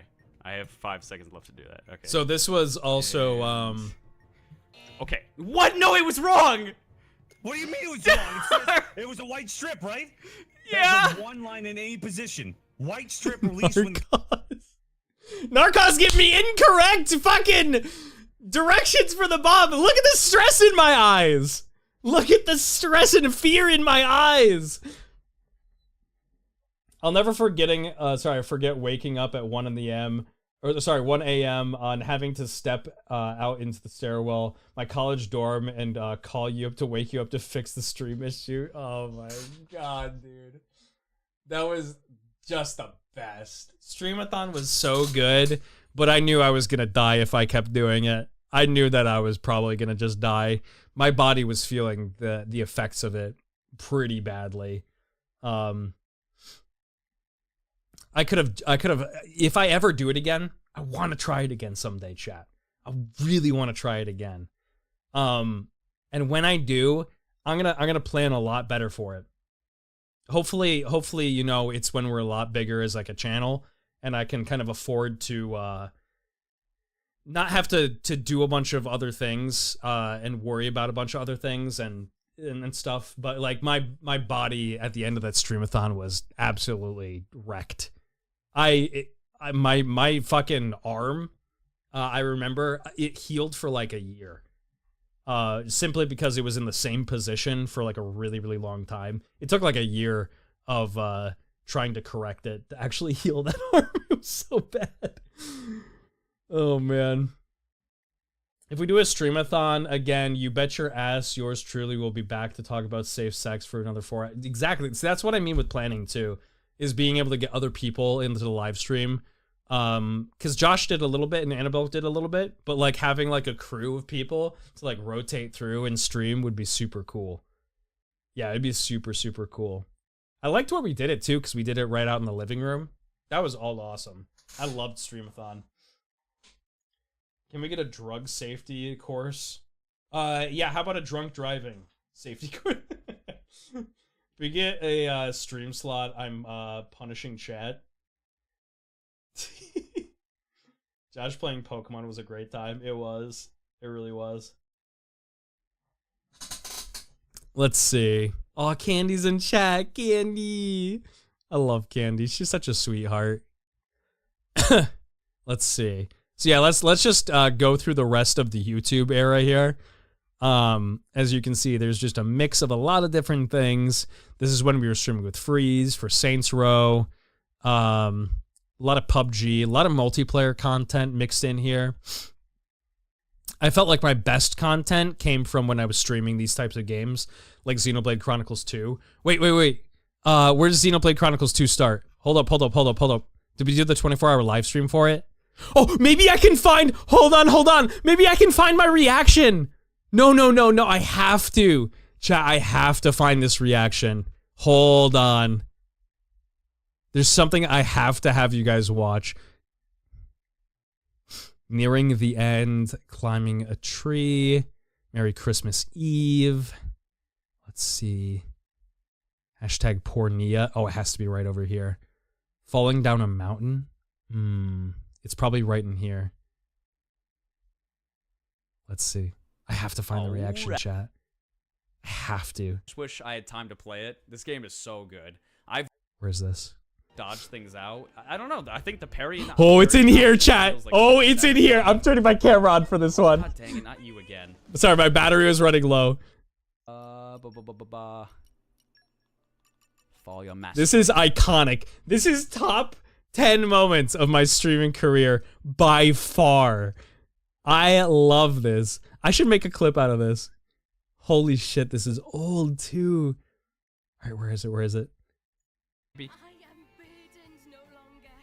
Not by past, not by Jin. I am finally free. I can't believe I found this. Does your beard not grow right under your lip, Keen? Wait, what do you mean? No, don't look at my beard. I only grow freaking facial hair like right here. It's awful. What's the point in living if I have to hide? Oh, music is so good. You see, I love you, Rex. Look at my face. Look at this shit.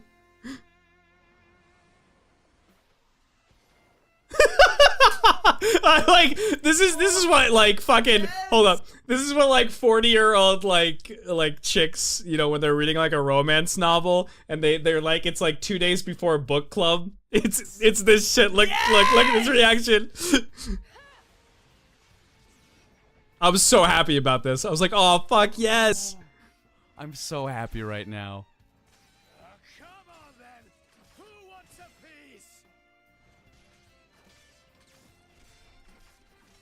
Oh my god, dude, I can't. This is gonna be so bad.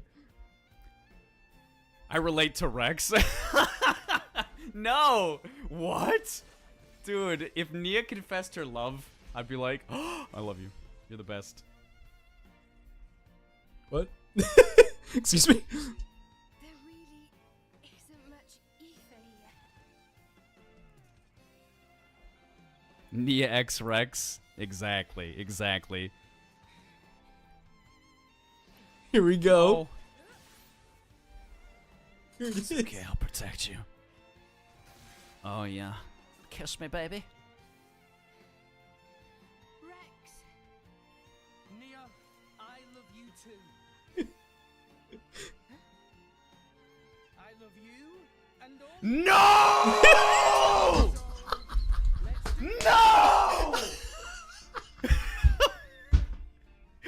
You asshole! You asshole! You can see the hope fade from my eyes. I'm like, no! I was so distraught from that. I was like, bro, no! How fucking dare you? How dare you say that to Nia? Oh my god. Oh my god. Hold on, I gotta turn the camera. Okay, we're gonna let this bad boy charge for a second. Oh man, I had to revisit that. That shit's so funny to me. Nia deserved better. She really did. She really did. More talking streams. This was the Breath of the Wild shit weapons run. That was in 2018. So a year after the game came out, we did the Breath of the Wild shit weapons run. This was a really, really good live stream. Collection. People really tuned in for these and liked it a lot. And I would love to do a challenge like this again sometime. This is kind of what inspired me a little bit to do chat prompts, because I was like, oh, dude, challenges are pretty cool. And being able to have chat choose the content and what kind of challenges come from it is like even better.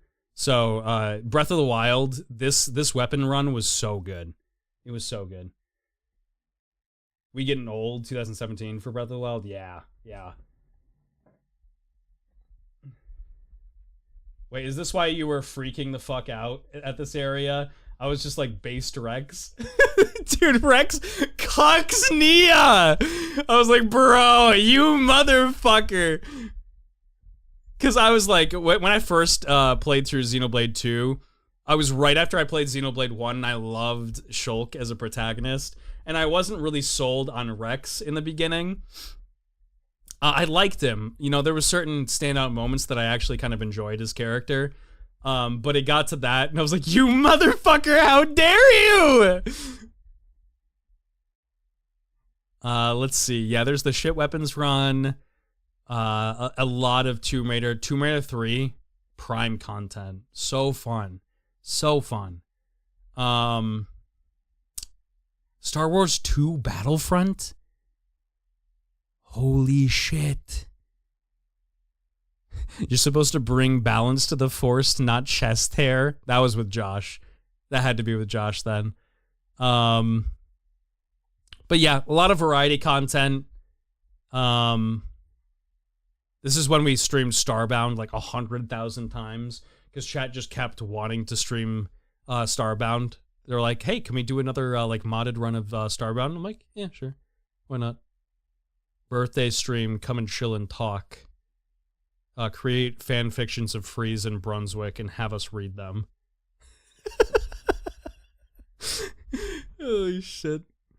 Ay, ay, ay. There's the Fire Emblem Radiant Dawn streams. Good night, Keen. Happy anniversary, bud. Peace out. Take care, Joe. Have a nice night. It was the British accent, wasn't it? I love a British accent.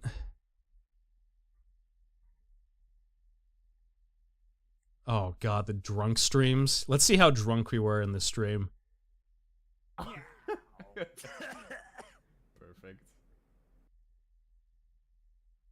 Okay, so normal Keen, right? Just a little unwell. Yeah. I know right now.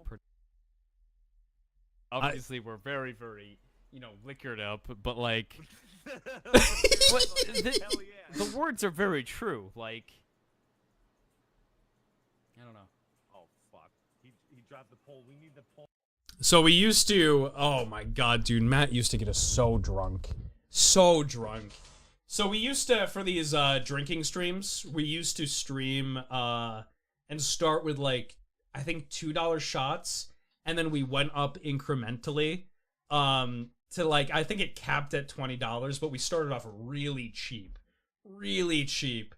And so the one that I remember the most is, it must have been in 2021, maybe? It was either 2021 or 2020. It was 2021, I think. We did a Phasmophobia live stream, and it was a drinking stream. And we did the same exact thing. It was me and Narcost. And this was like after Narcost had stopped streaming pretty much entirely. But he's like, hey, I'll still stream with you. Let's do like a drinking night. And so I was in VR, and people had bought, I remember it was 40-something shots. It was so much alcohol. And we had, what was I drinking? I was drinking Patron. I had Patron, and then I also had, what was the other tequila I had? But I had a bigger one as well. So I drank the entire thing of Patron. And we were into like the big bottle of, God, what was Hornitos? I think it was Hornitos. I was fucking blasted. Oh my God. And I will tell you right now, Narcost left after like an hour into the live stream. So it was like, I had 40 shots that I had to drink. I was maybe like 10 shots in, and Narcos dipped out. He's like, hey man, I gotta go to bed, dude. I'm kind of drunk. It was fun live streaming with you, buddy. And I was like, no, Narcos, I need you. I gotta drink so much right now. I thought I was fucking gonna die. I ain't gonna lie. I was like, Nar, I need you. Please don't leave. And he left. And so it was Varathia. It was oh God, who was it? Was it Thars? No, it wasn't Thars. Who was the fucking other person that came in? But Josh was there, and Varathia,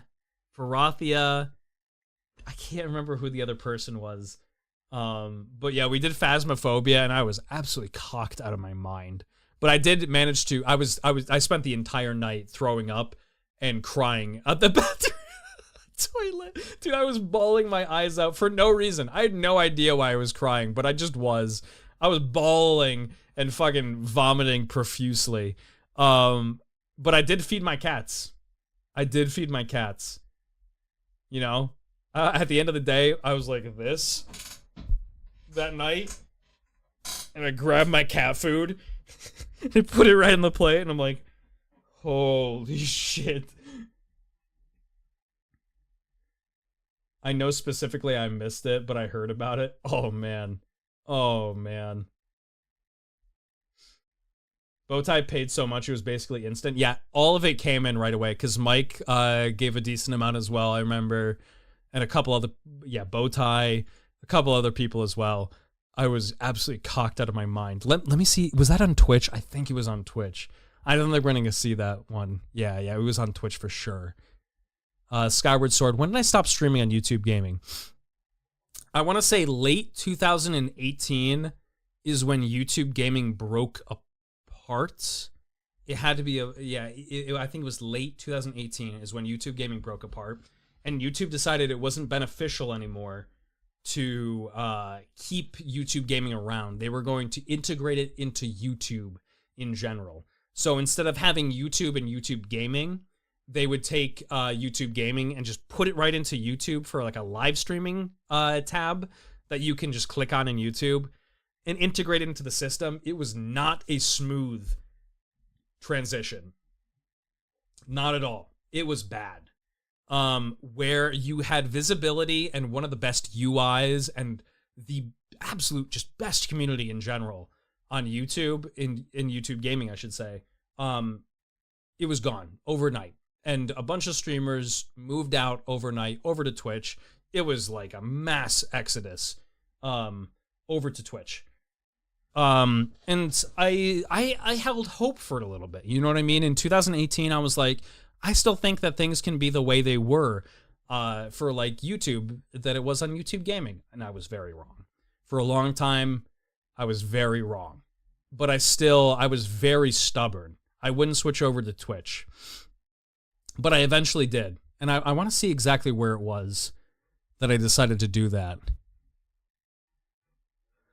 I did a lot of 3DS content, as you can see. Fire Emblem Echoes, Pokemon.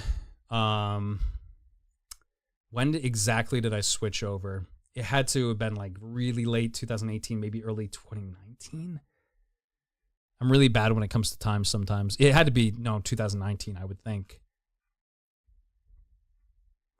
Let's see. Sonic 06. Jesus, man. Yeah, so this is all still a bunch of variety content. That's what I was about for just for years and years and years. There's the Max Payne first playthrough. That was cool. That was really cool. But let's see. Where did I switch over? We're about to find out here. I was bleeding subs, by the way. I was bleeding subs. Read my messages, bitch. Read. Let's see. Swapped over to YouTube late 2019 because Fire Emblem Three Houses was September 2019. And that's when I first saw you on over on YouTube or over to Twitch. Got you. So it was late 2019, like right when COVID was about to strike. My God, for the first 2 months trying to go live, would you still bring you to YouTube Live, which was broken and never loaded? Oh my God, it was a fucking mess. YouTube's transition, because it was not a pretty one.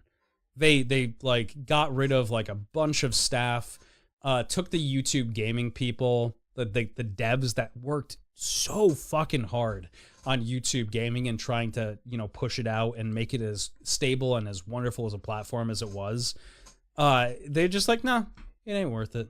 It's not making enough money right now, and it's not growing as fast as we want it to. Even though the growth to YouTube Gaming was ridiculous. It was unparalleled.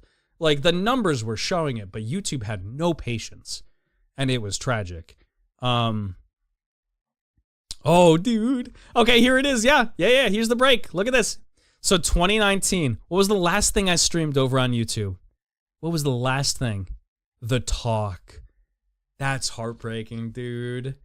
That is heartbreaking. I did one last PUBG stream. This is labeled The Talk, and that's when I said that I was moving over to Twitch because I couldn't take it anymore. I could not take it anymore. It was so bad for so long. And the reason I saw Innocent White Girl, you asked about why I left Twitch.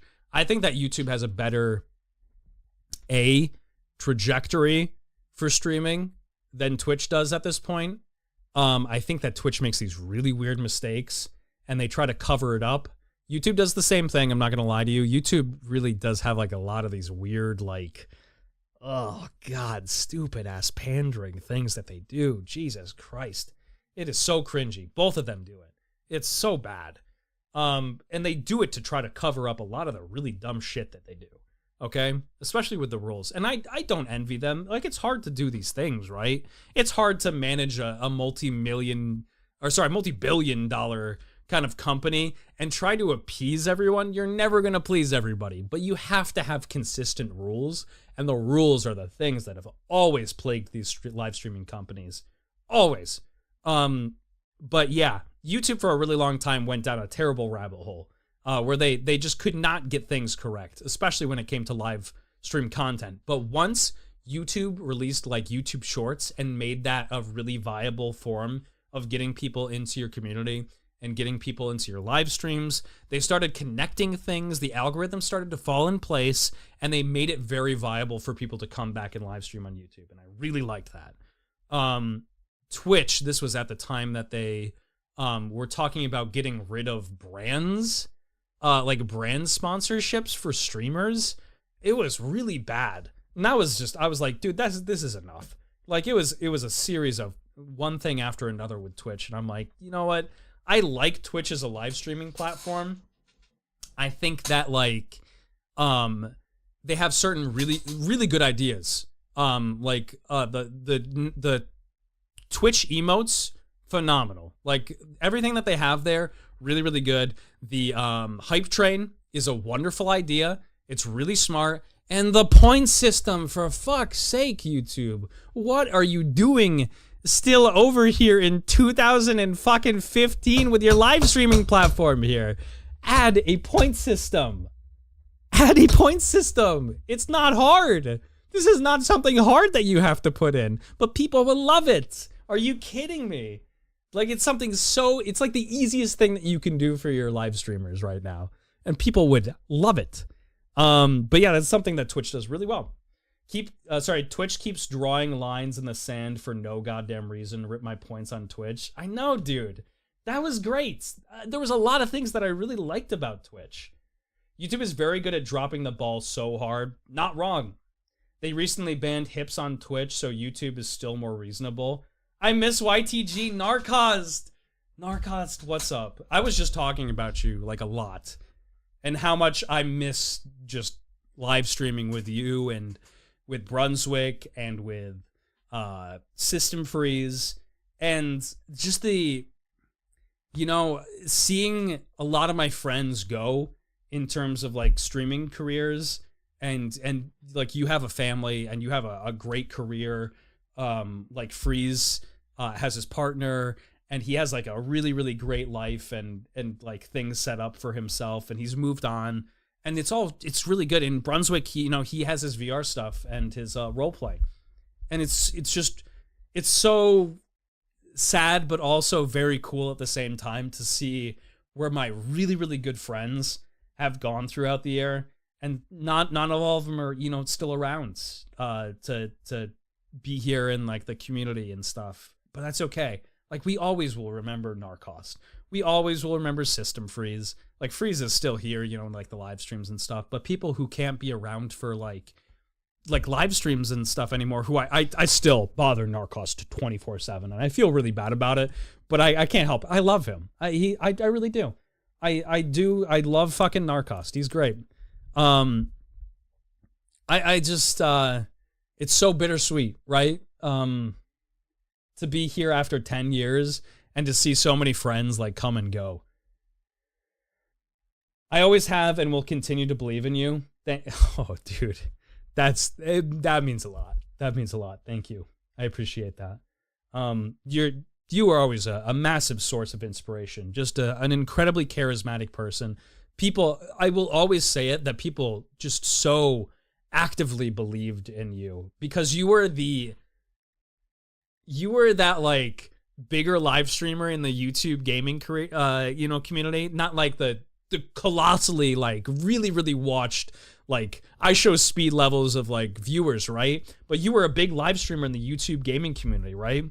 And people respected you as this really big figure that also was just a very real and genuine person. You were the happy middle ground of somebody that was a very big content creator at the time that also just had really good heart. And I have always believed in you, and I am always just so blessed to be able to, you know, to have said that I know you as a friend. I mean it. It's great. I have had such a wonderful series of just different communities that I've been able to tap into, and a pleasure to be able to call them friends, you know?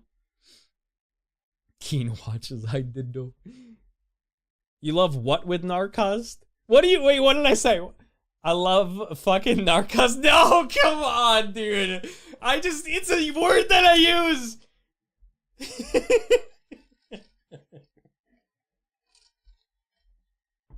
Oh, man. Ay.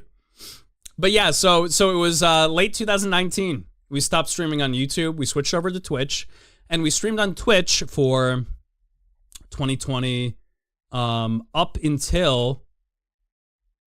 Yeah, these are just the spoilers. Look at this. Look at the spoilers. So these are all the Patreon streams. And I first came over to live stream on YouTube once more in June 2023. 2023.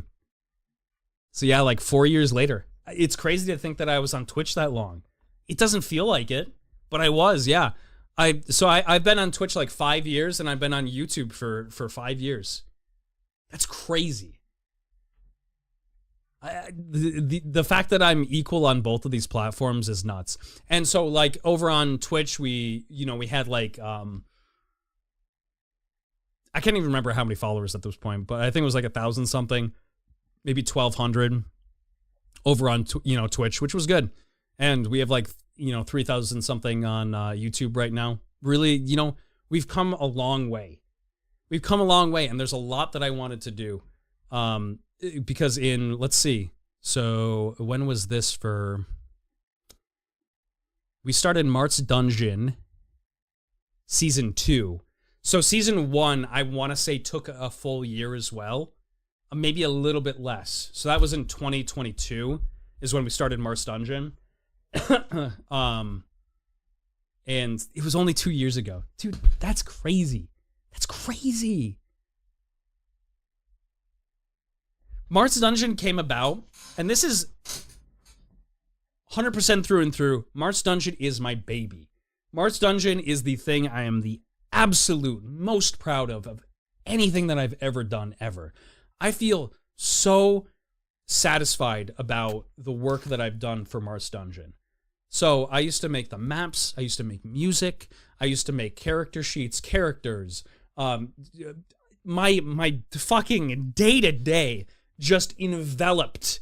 It was enveloped by Mart's Dungeon and this fantastical universe that I could craft with my own two fucking hands. And Tori made all of the characters, you know what I mean, in terms of like the art for it, and gave me like this visualization of like how they should speak. I would go into the shower and I would have conversations with myself as the like fucking like Lord Eldrin to like somebody else. I would even like mimic like other characters' voices like Pivot or like Thames to have a conversation in like a back and forth. It was never good, right, with the other characters because I could never replicate their voices. But classic shower, dude, I would wait until I was alone. No way was I doing this when there was people in the house. This was back when like my parents were both working full time too, and I was cooking dinner for like my dad and my brother when they would come home from work. So what I would do is I would have a lot of time to myself to go up there with like all the groceries that we got, and then cook dinner, and I would have conversations with myself while watching Mart's Dungeon episodes. Oh my god, dude. And plan out the next episode and the next like phase of where things were gonna go. So yeah, I mean, Mart's Dungeon has been a big part of my life, and it's only been two years of my life. It's only been 2 years of my life. We're in 2024. This started in 2022. But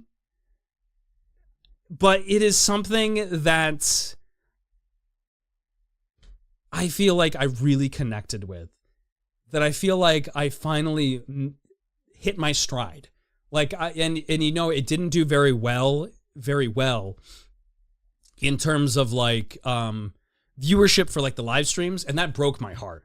It was actively breaking my heart, and that's why I had to stop for, you know, on my own mental reasons. I was pushing out content left and right, and I was really giving it my all.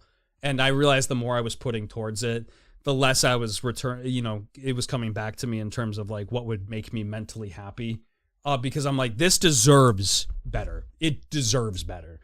And so I was like, I want to tell a story. And we're halfway through the campaign right now. So I'm going to start from the very beginning, and we're going to write an audio novel. And that's where the audio novel idea came from. And that's where we're working on today. So we have chat prompts, which started in 2024. We are on week 19 of chat prompts. How many months is that? Well, like 5 months, basically. 5 months, because I think that this next one will be 20 of chat prompts. And chat prompts is just, it's easy. It's super chill. You know, I get to be creative about it. You guys get to choose the content, and we get some really good prompts.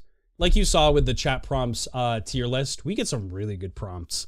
And am I always perfect with like the execution of A, the prompts, B, like the rewards for Patreon? There's a lot to keep track of, and there's a lot to do. I've never been perfect, and there's a lot of things that I really feel like I fuck up on. I forget anomalies some weeks. Some weeks I'm just so busy and so tired that like I put in like the minimal amount of effort, you know what I mean? But I'm very, very happy with how chat prompts has come and turned out. Josh rounding the corner and seeing Keen going full schizo in the kitchen areas. Josh wouldn't give a fuck. Josh really wouldn't. He'd be like, oh, hey, what's up, Keen? Normal Keen behavior. I would sit in VC with him while he worked until like 6 a.m. Oh, man. Those map making streams were super fun. Very chill in the fact that I could listen to music and just still, work and hang out with the Patreon peeps. But I would put in, let's see. I'm not going to lie with you. I would easily put in just 40 hours on Marth's Dungeon alone. Just in terms of like actively working on things. It always took up my mind space and it drove me fucking probably partially insane at the time. But man, it was great. It was great.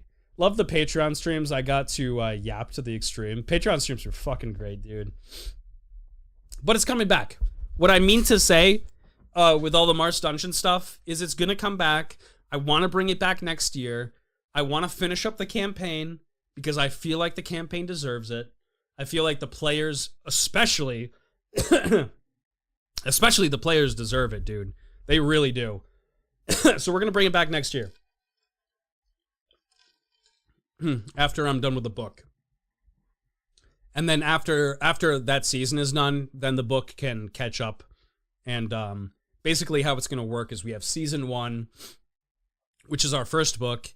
And then season 2, it's going to split off.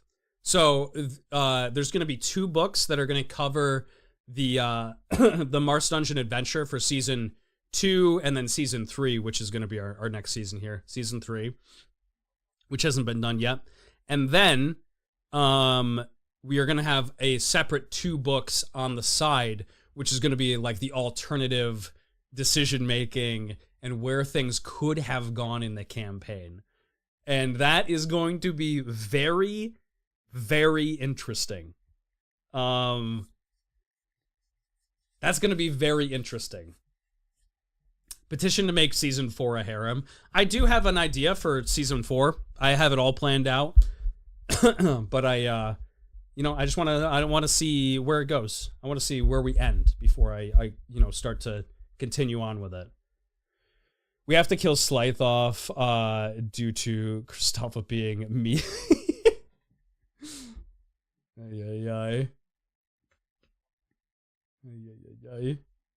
Slythe is such an interesting character. Easy, you're calling the league prompt easy. Oh, no, I mean it's easy compared to... So when you do something that you love and you're very proud of, whether it's old news, because old news I was really proud of, and we'll get to that in just a little bit here with the videos. But whether it's old news, something that you put really a lot of hours into, or especially Mart's Dungeon, it's really hard, right? Like you put like your heart and soul into it and all your creative energy. But with chat prompts, it's a one and done. Right? So you have to make a thumbnail. You have to make like a cute little creative thumbnail, or completely cursed, whatever you want to make. And then, sorry, I'm like dying. And then you have to like make creative content for one single stream. And it can be great, or it can be really low quality and also very funny. And it's so easy to do, dude. Like chat prompts comparatively to like the rest of my content that I've done throughout the years is so easy. It is like therapy. Like, my God. Toads, Total War. So yeah, for a long time we went over to Twitch, and we came back in 2023. And yeah, we started making shorts. We're doing really well in climbing in numbers. We just released like a Dark Souls short that did really great numbers. And I just need to do that more. I just need to release shorts every day. I think that's just the best way of sending content. Like, I might be a shorts Andy, like Andy at the end of the day. I might not be like a live streaming fucking gigantic 10,000 viewers like type of streamer. That's okay. I might be able to find my own little avenue in Pocket. Like, people love my shorts, and I'm here for it. So, if I'm a shorts Andy at the end of the day, that's okay. I'm okay with it. But let's go on to the videos section. Let's go on to the videos section.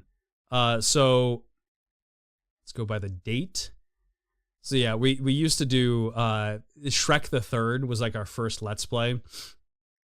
This was me and my brother for Bittersweet Bros. This was before we were called Bittersweet Bros. It was just Keenan Blaine Decker.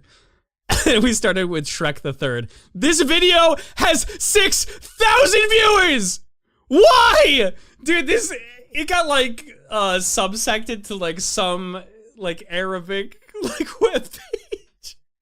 And people watched it like from a bunch of like Middle Eastern countries, like so much back when it first came out. It's fucking ridiculous.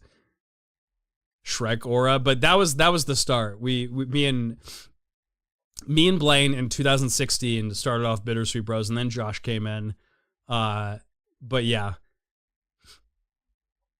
this is where we started off our full time, or like our full content, and then we have like a couple of like Let's Play things. Yeah, Bittersweet Bros. Bittersweet Bros started on my channel, and then I decided to move it to another channel. So I was like, how cool would it be to like have our own channel and see if we could pop off there.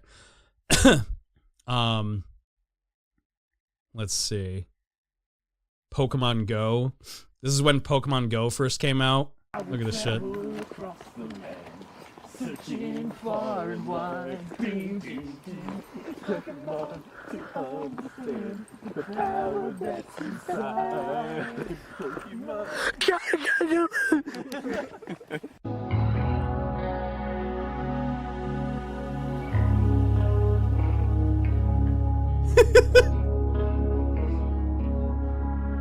Luke used to, my younger brother used to edit all these videos too.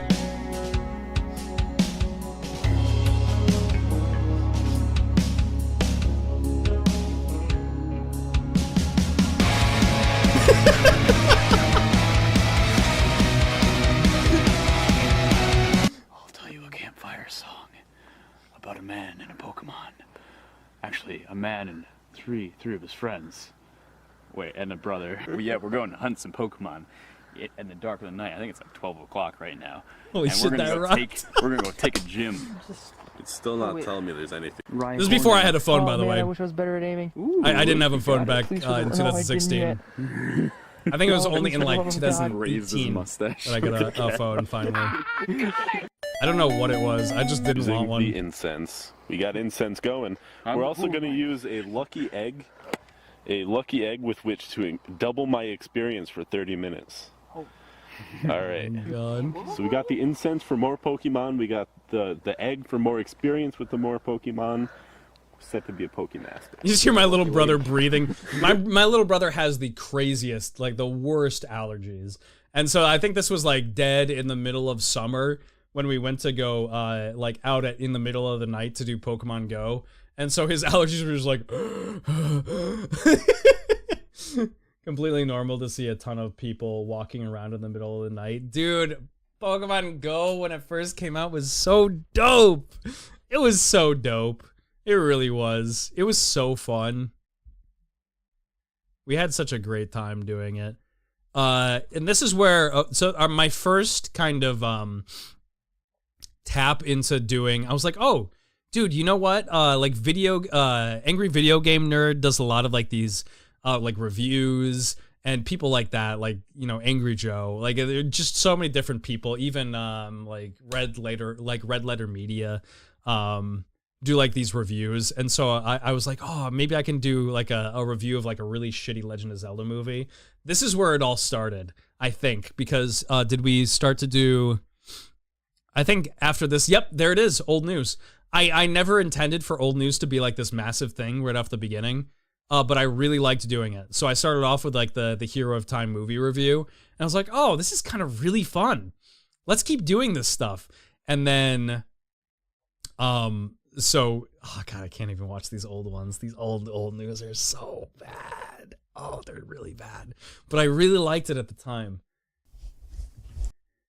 I really thought you didn't want me to have your phone number. I didn't know you didn't have a phone. Yeah, not until like 2018.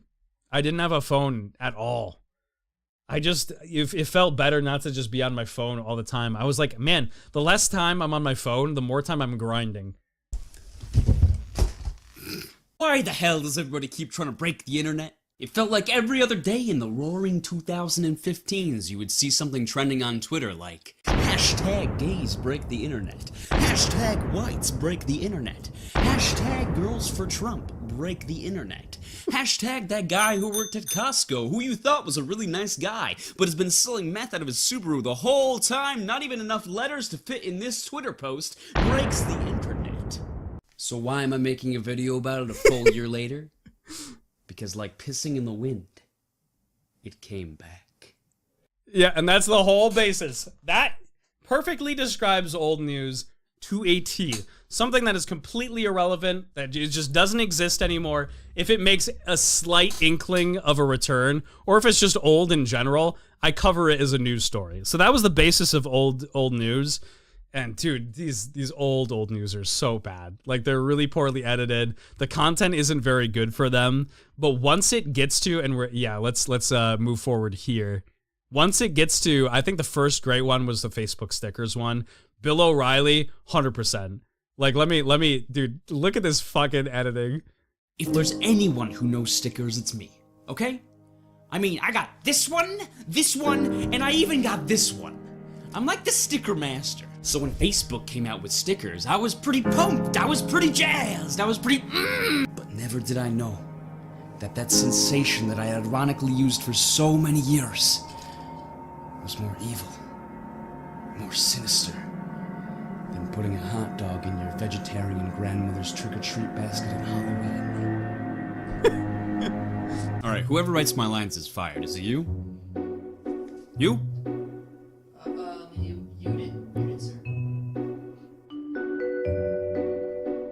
It's time for Old News with your host, Team Deck. Yes, he's a real user. He has a name tag. Facebook has been up to no good ever since they've been around. I mean, whether that's from promoting fake news in the trending section to being looked into for leaking private information to advertisers. Facebook has been up to some pretty sketchy stuff. Just take a look at Mark Zuckerberg, aka better known as his codename Zerg. I mean, parents, do you want your daughter's social media being exposed to this egomaniac? Buzz Lightyear's worst nemesis? I think not. Let's take a look at Facebook's closest friends, right? Facebook is still up to sketchy shit. It hasn't changed.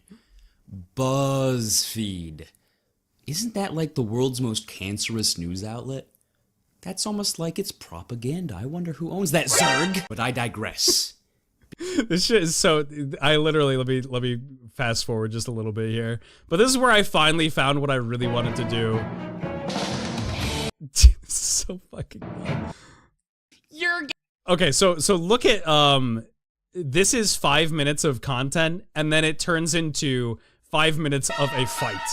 Like, it started off like this, where I was like, oh, you know, like, it'll mostly be like me reviewing something really old for old news, and then it'll be like this gigantic fight afterwards.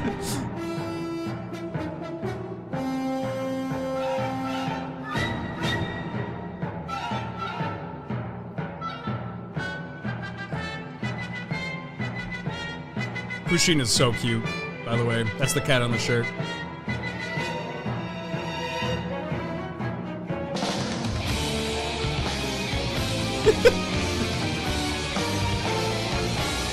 You're pushing your limits.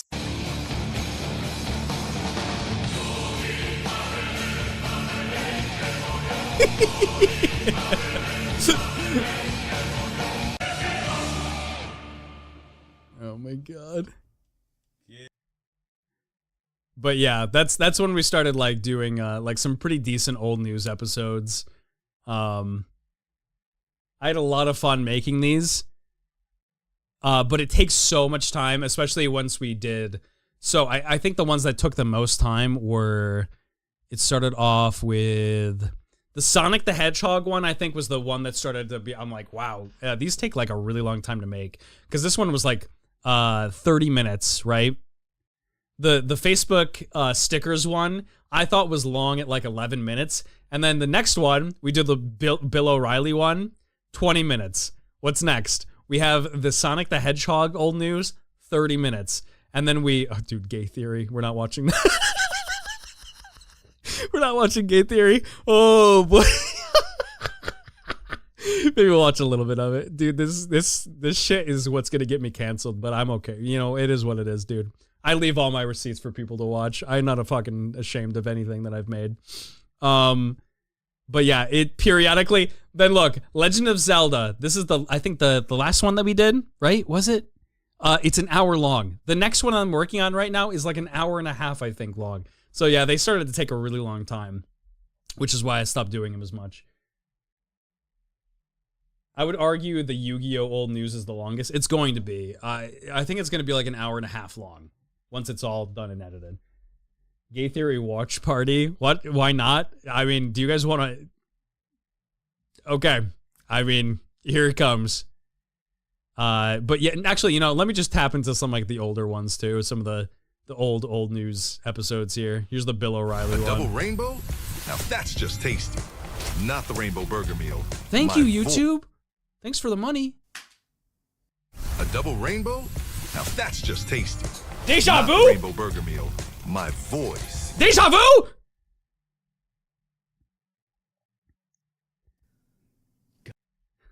Oh, why aren't they texting me? Bro, what the fuck? Why am I getting so many ads? You already asked for YouTube, chill the fuck out. Since you're attacking us, can you give us a question?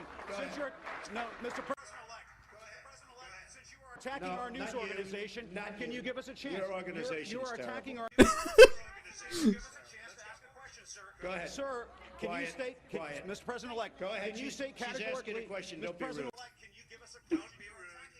Can you give us a question? Don't be rude. No, I'm not going to give you a question. I'm not going to give you a question. Can you state categorically? You are fake news, sir. Go ahead. Can you state categorically? Mr. President-elect, that's not. Fake news.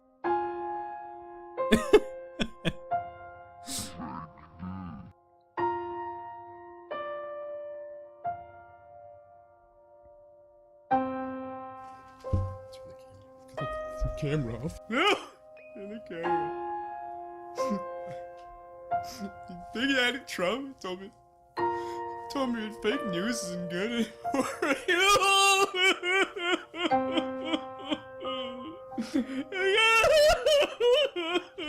I gotta make real news. Oh, look at the time. It's time for news o'clock. Time to make some real news. Time to make some real news, baby. Very proud. I gotta go get dressed. I gotta go. Jesus Christ.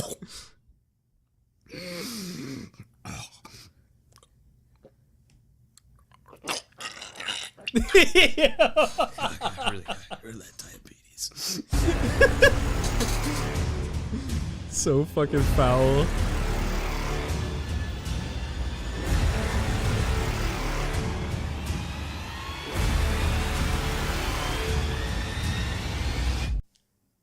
"13 children died in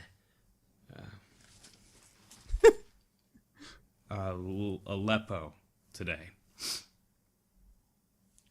Where the fuck is Aleppo? That's tomorrow. That will do it.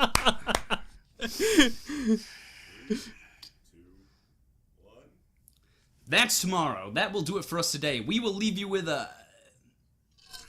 I can't do it. We'll do it live. We'll do it live. Fuck it. I'll write some fake news and we'll do it live. Fucking real news sucks.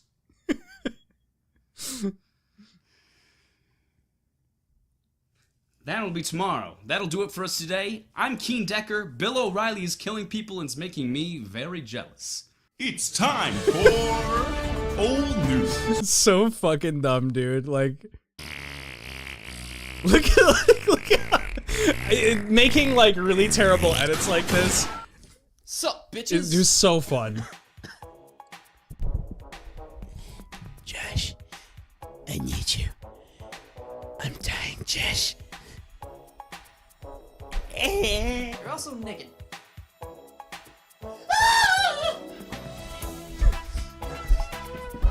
Josh.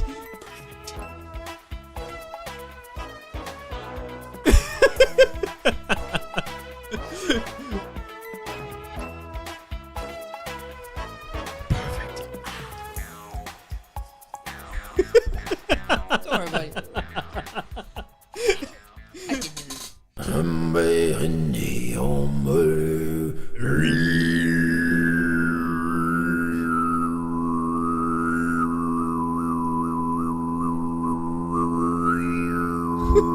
Wow, I feel so much better. How did you do that? Oh, that's just the caffeine. But I don't like coffee that much. Really? No, I don't like coffee that much. I mean, this is like the original fucking brain rot. Oh, but it was so fun to do. Because there was like the Bill O'Reilly one, and then there was, we'll go to the Sonic one really quickly here. Where was the Sonic the Hedgehog? What the fuck did I come back to? You came back to brilliance. That's what you came back to? So I want to give you the basic formula here for old news. Okay. So we have oh boy. Yep, there's the Riri Goose segment. So we have like actual reporting, and then it gets to, where is it? You know, some sketchy things are going on, and we realize that there's like a bigger rabbit hole for like some type of you know, strange thing that's happening.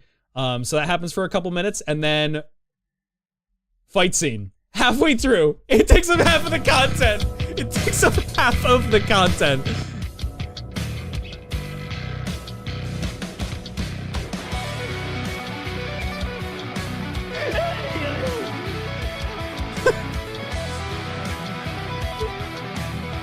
I don't even remember what the conspiracy thing was with the Sonic the Hedgehog one.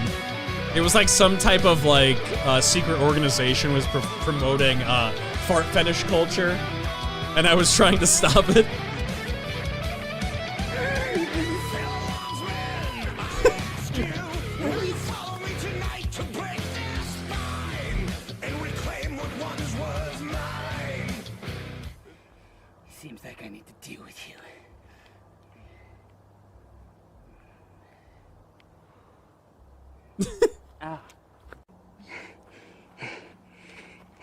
go for the brick. Yes! I remember this shit, dude. He picks up the sword.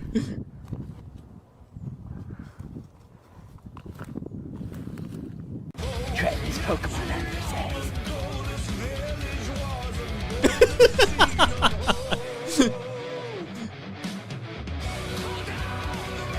That was slow, dude.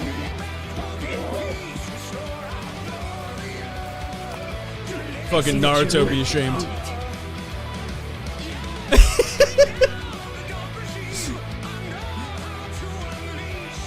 I want to make videos like this so badly again. These are so fun to make.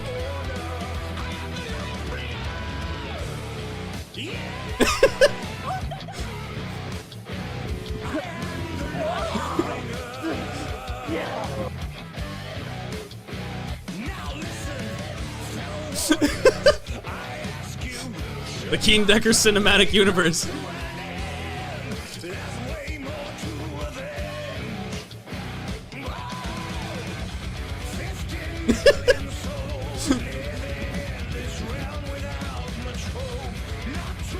Got the Piccolo arm regrowth.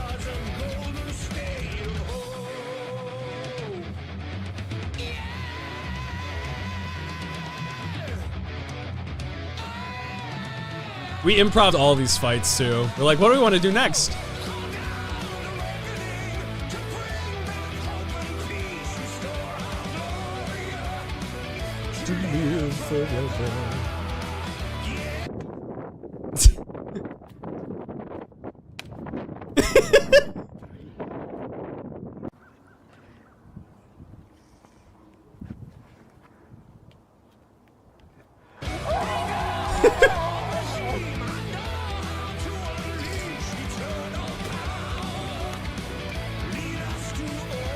You got fencing, you know, pro over here against man who's actually just trying to murder somebody.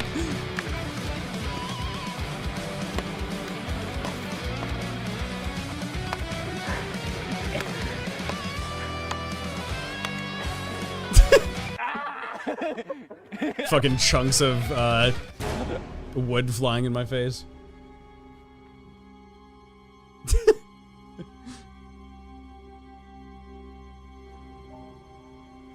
One of the most inspirational moments of all time. The resurrection of King Decker.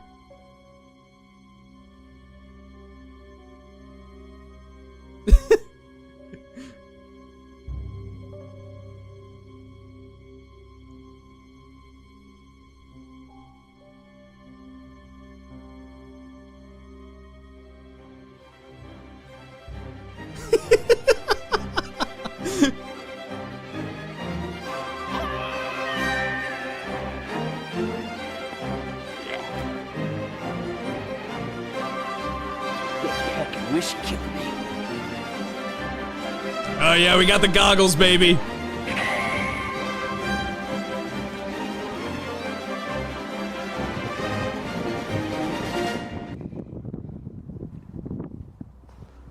But the fight goes on. He turns into Sonic. And then we fight in space. And we used a fucking, like a brown, like, sheet for our green screen. So it looks like this.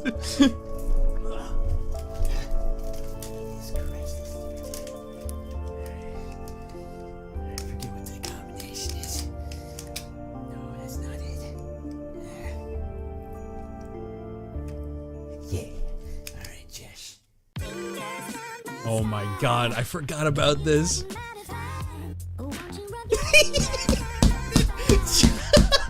Look at this. This man. Sexiness incarnate. Hello, Dicker residents. I need you now, more than I've ever needed you before. What's that? I can't hear you.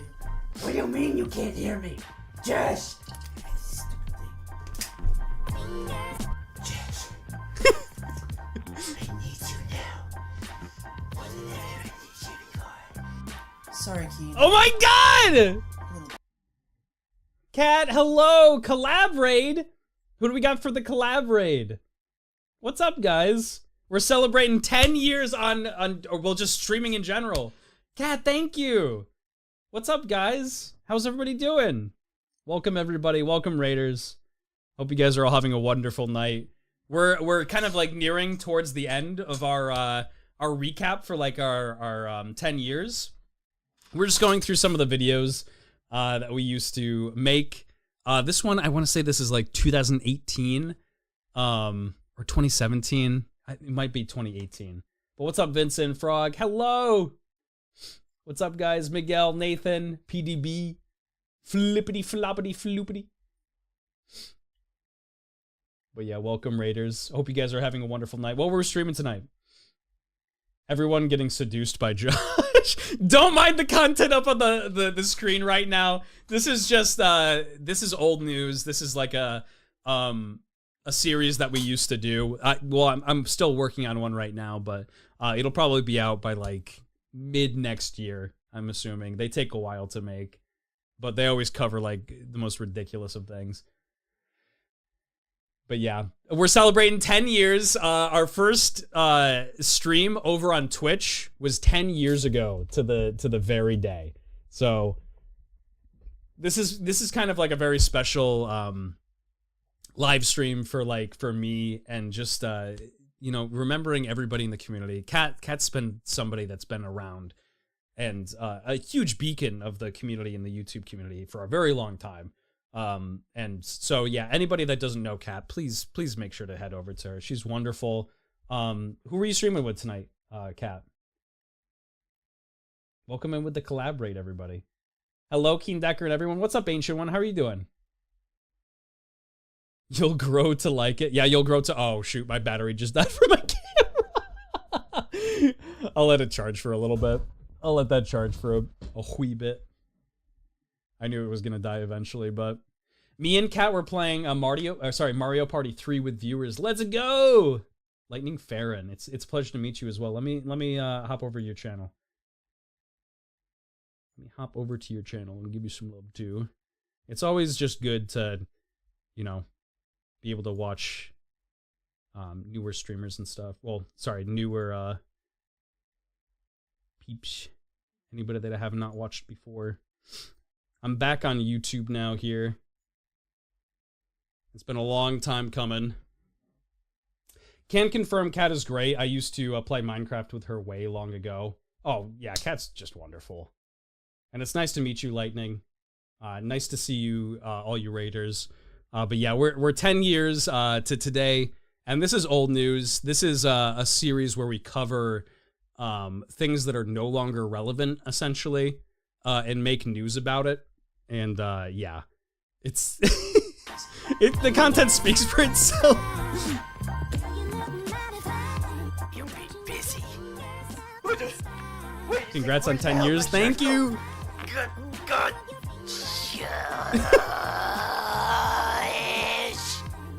Josh is wearing shorts, by the way. Don't worry about it, Chad. Jess, hello? Josh, you better not be hanging around that Christine Lavin lady. She's already in love with a difficult man. Jess! Jess! Whatever, I don't need you.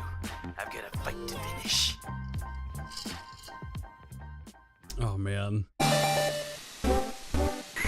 And like the poor PNG editing. Oh my god. It's so good though, dude. We put so much time into making these. I'm gonna head out, but congrats on the 10 years and have a great one. Thank you so much, Spooky Cat. I hope you have a great night. Thank you for hanging out. And thank you for coming along with the raid. So it's all come to this. Yes, it has. I remember in the good old days, sitting on the couch, playing Sonic, eating nuts. Oh, yes, I remember them too. You and me and Tails and Amy. Oh my god, dude. I really do like making these. Let's see. What was the next one? So yeah, it was Sonic the Hedgehog, and then we were on to Oh, dude, there was Gay Theory. That was a very interesting time. Let's watch the Happy St. Patrick's like partially of this. This was just a random video that we just decided to make. It was supposed to be for St. Patrick's Day. And we did it for like Christmas.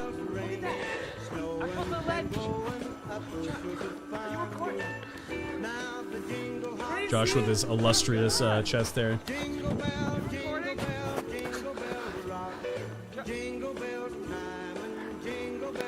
Okay, I'm gonna go back here. You ready? Josh looks like a fucking RuneScape character. Look, Josh! Oh my god, Josh, I'm doing it! Josh! Oh shit, Josh, help, I'm going too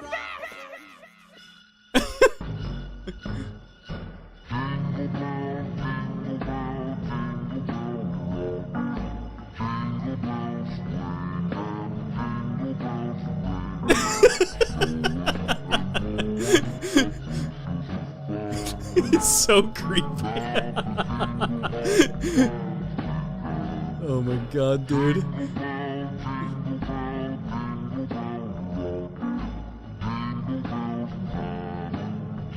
Josh doesn't have a drinking problem, I swear.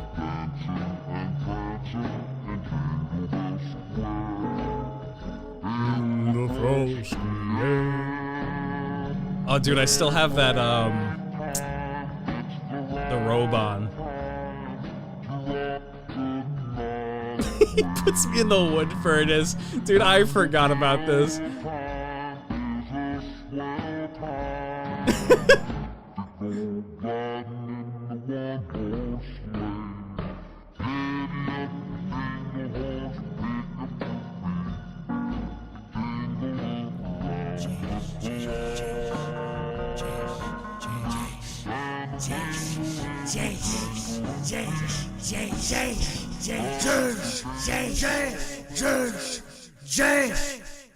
Are we going sledding or what? I just got back from my show. You still haven't answered my question. It's silly. He really does look psychotic. I need a drink.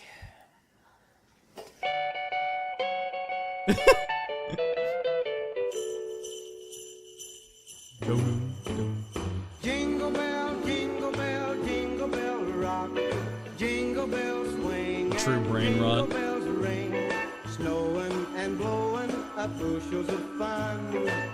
Now the jingle.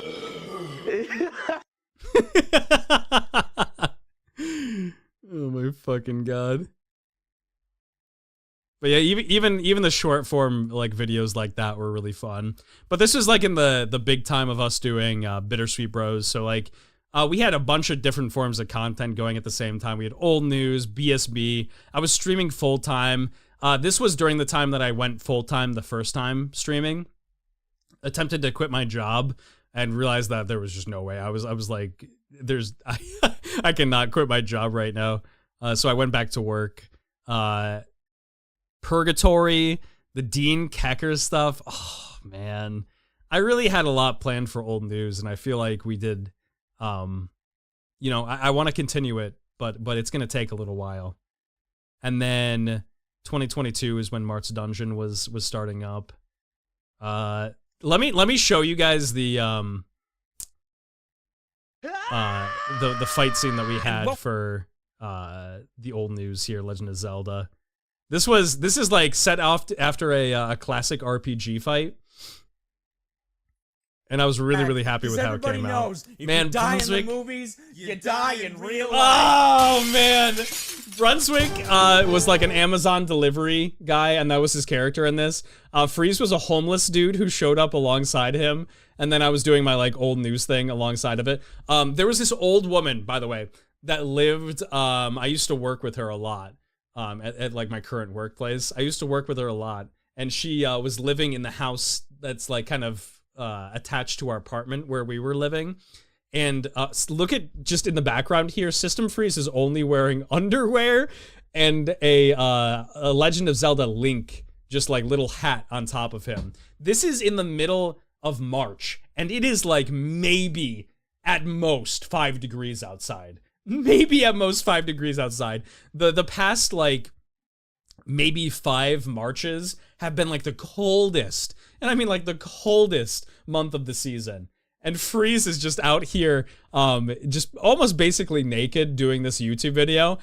This woman, the old woman comes out, her name is Joan, and she sees System Freeze just in his underwear like this. And I like go up to her and I'm like, oh, I can, you know, explain, like, we're doing a video. And she's like, I don't even want to know. Oh my god, she was so funny. But then she came out afterwards and she was smoking a cigarette and watching us make this.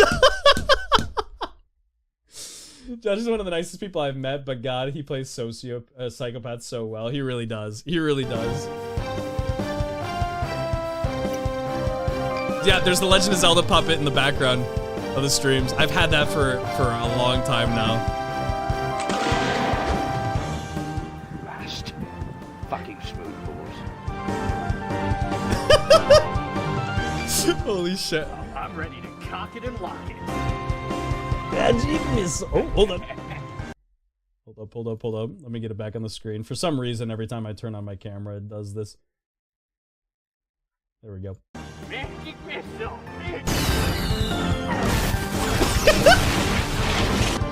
I think it does more damage to himself. Yep. And he put a toilet paper roll in his pants. Clack, clack, I'm ready for an attack. That's why it looks like he has elephantitis. Earthquake.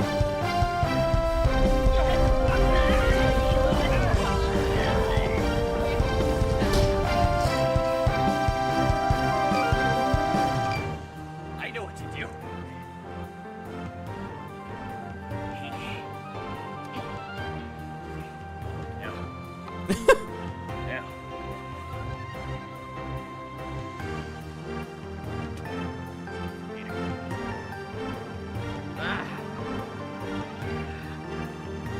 Oh god, he spoons sweet and sour. He spits it onto my fucking chest and rubs it in. Oh, take me back! Take me back! I've just a thing for you. Get away from me! Don't touch me! Someday we'll get Brunswick back here and we'll make another one of these videos. What do you think? And Freeze.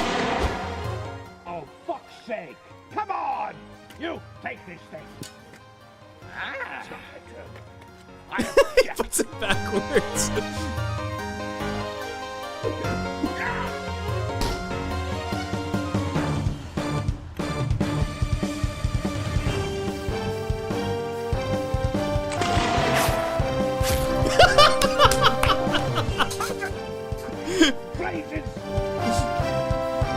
Freeze is so fucking ridiculous. I got an attack that'll be sure to knock him dead.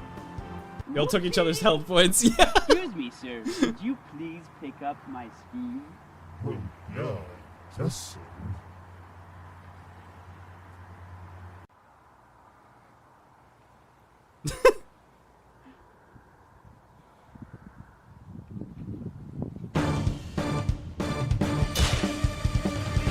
So dumb. Riptide. Tidal wave.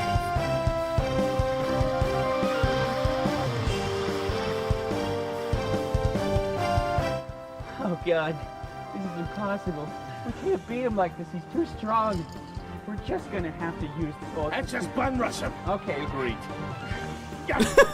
Let's just bum rush him.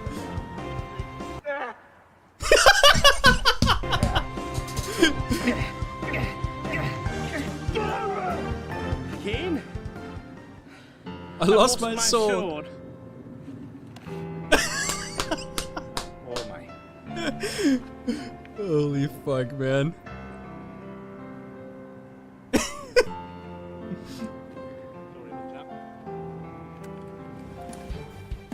Let's see how well you monkeys survive in the mirror realm. Dear lord.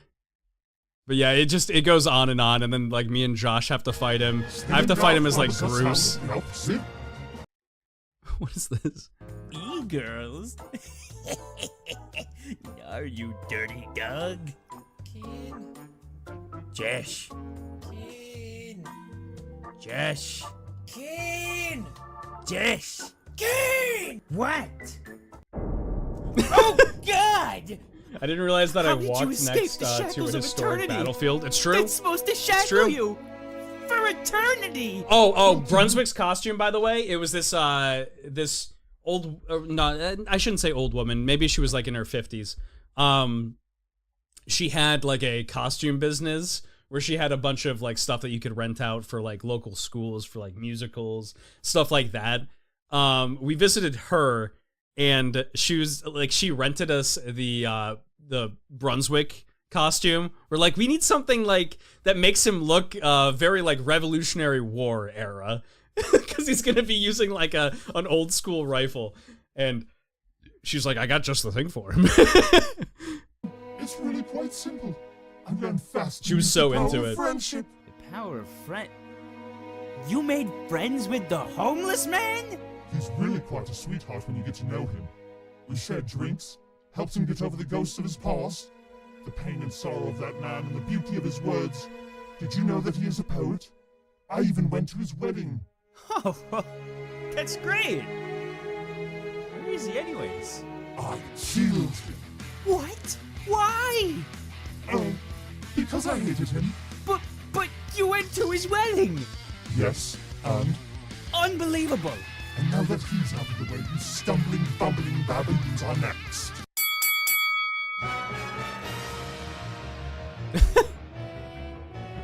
I love that Blaine is, this is my brother, by the way. Blaine is just in this video, but like he's just controlling the puppet. He like doesn't even do it. He doesn't say anything. He has like the voice lines for the puppet, but he himself like says nothing.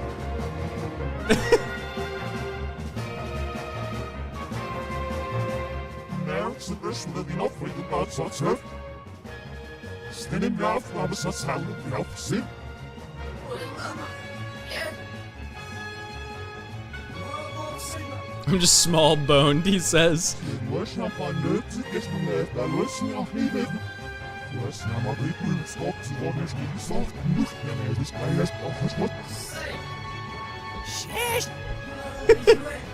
I love how Josh backwards still sounds like Josh.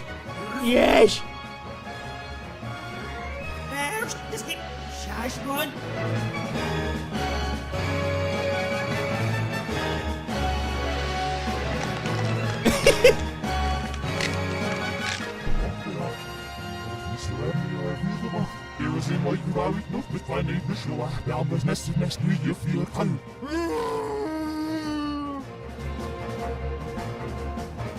Oh, so this stomp right here, this fucking flip onto my back, I hurt my back so badly during this flip. I kicked my feet out so far and just let gravity do its thing. I land so badly on my fucking back here. And I actually hurt it so bad. Oh my god, I was in so much pain for like a week.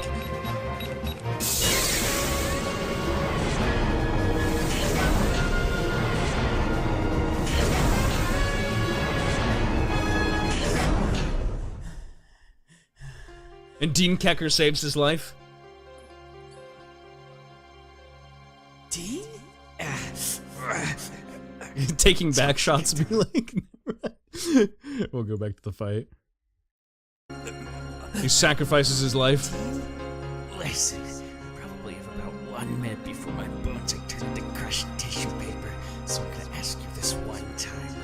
Do you have what it takes to be Fresh out of the Diddy party. What? You were so adamant about it when we had our little scuffle in the forest, saying that you were gonna be the best.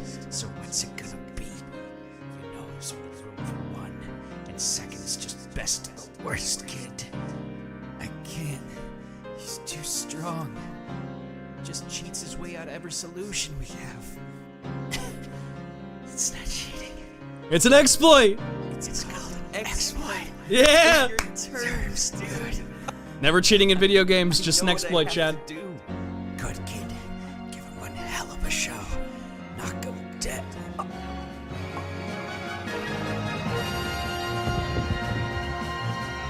No, Dean! Sadness.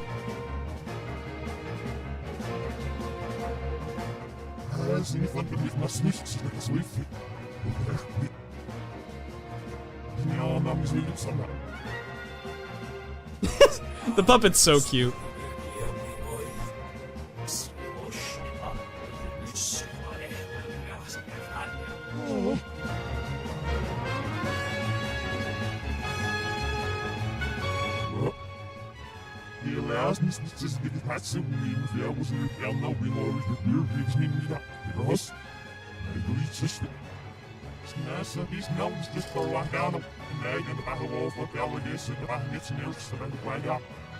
$30%! 30%! No, Cell! Don't do it!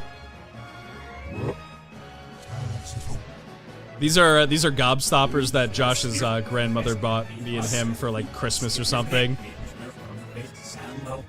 I want to say they were like 6 months old by the time we actually opened them here. Any doors yet? Because these scenes were actually, I want to say that this was in the middle of summer.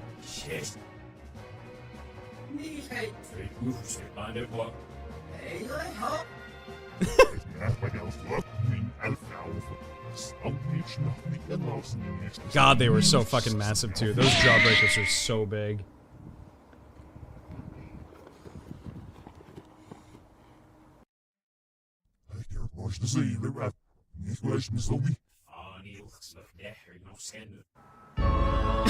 The root beer armor! Oh my god, I forgot about this! Dude, the root beer armor and the root beer sword.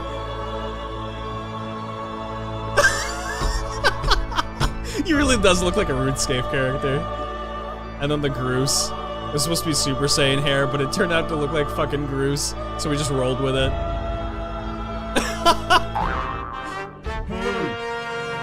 You look like Bruce. I do not look like Bruce. I'm a Saiyan. A Saiyan. I have the Saiyan hair, right? I'm Gohan, man. You kinda look like Bruce. Would Bruce be able to do this, huh? Oh my god, I can't even see it.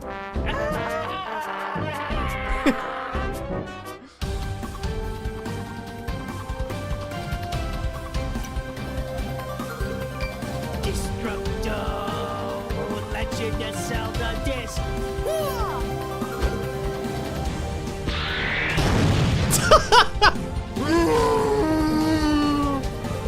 This is great. Oh man, I can't wait to make another one of these. And then he hits him with a slit! Oh my god, dude.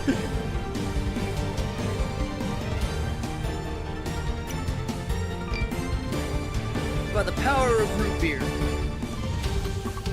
We gave him Orin's moveset, or sorry, moveset from Final Fantasy's 10.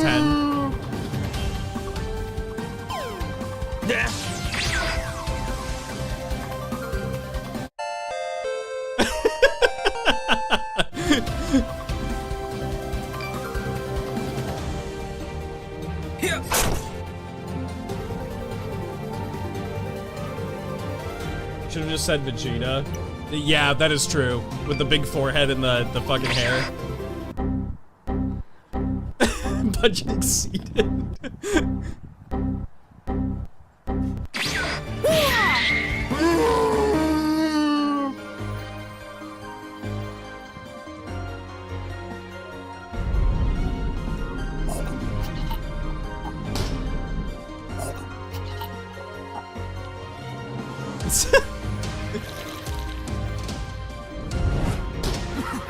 Smacks the root beer out of his mouth.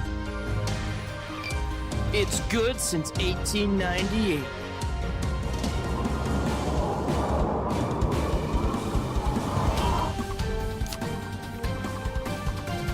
How many root beers does he drink during this fucking fight? I want to say it's like at least 6.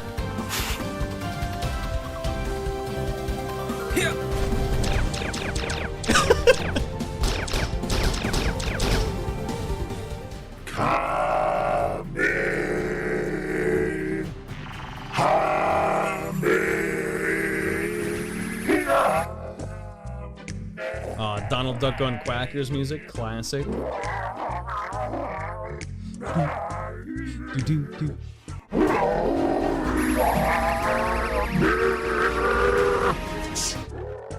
Historically accurate to DBZ, by the way.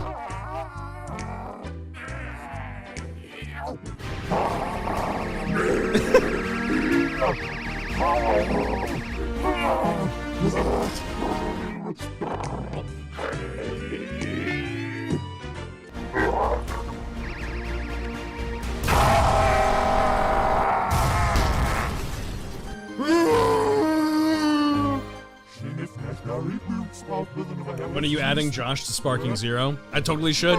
He belongs. Bark's root beer, it's good since 1898.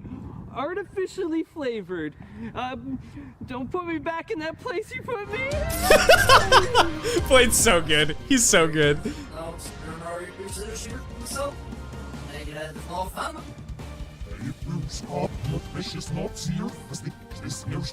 Josh gets tricked twice during this fight, by the way.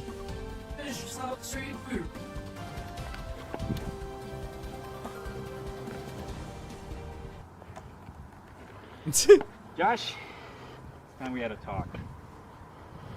You've done this twice now. You know it's gonna happen. Only been this once. What do you mean you're going to? It's gonna be twice.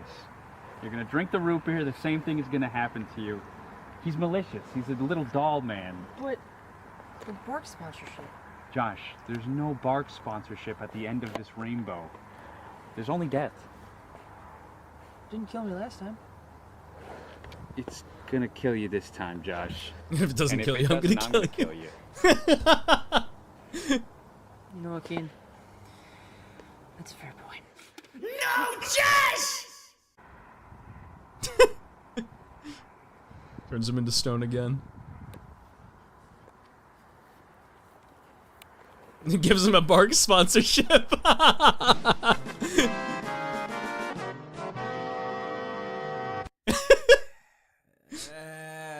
It's okay. I can still just fight you myself.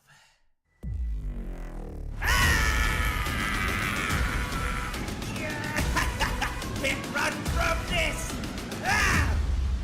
Здесь я понимаю, dass ich aufbringe. Jetzt sind wir nicht mehr in der Office, nicht wie leisten. Sind wir auch nicht mehr.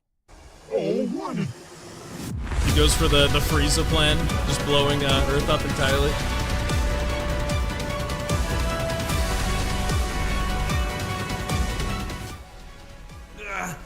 Oh no, that's not good. Not even the great Bruce Saiyaman can live in outer space. Plus, if all the people of Earth are destroyed, there won't be any news to report. Oh my god, I forgot about this. I was like, I don't even remember what I do here. I should have thought of it sooner.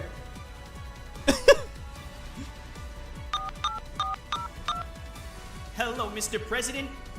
Hello? Hello, yes. I need you to make a public service announcement for everyone to smash their Philips CDIs. Tell me when. Now! Right now! Autism has become an epidemic. What? No, just please do it, Mr. President. Okay, fine, thank you. Oh my god.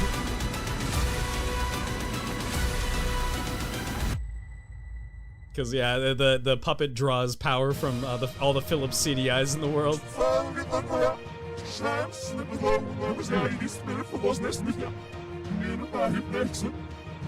People of Nintendo and Sony, literally anything other than the Philips CDI, lend me your strength.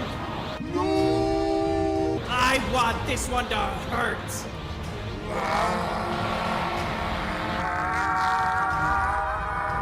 Just no audio behind it.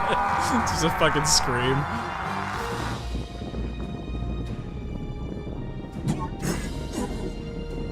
Like I said, the next one your head comes clean off.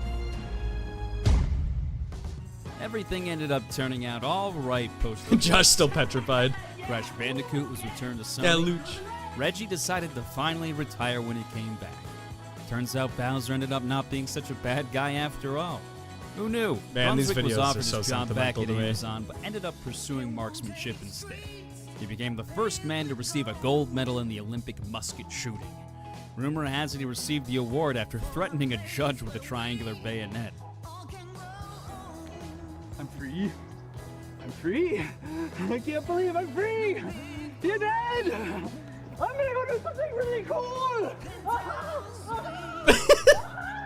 While some fell in the cataclysmic onslaught of Phillips, we must remember them as they were in life. Heroes.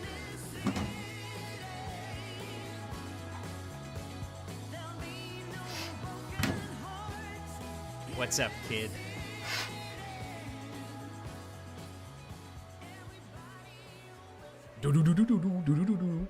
Mysterious little ending. What does it mean?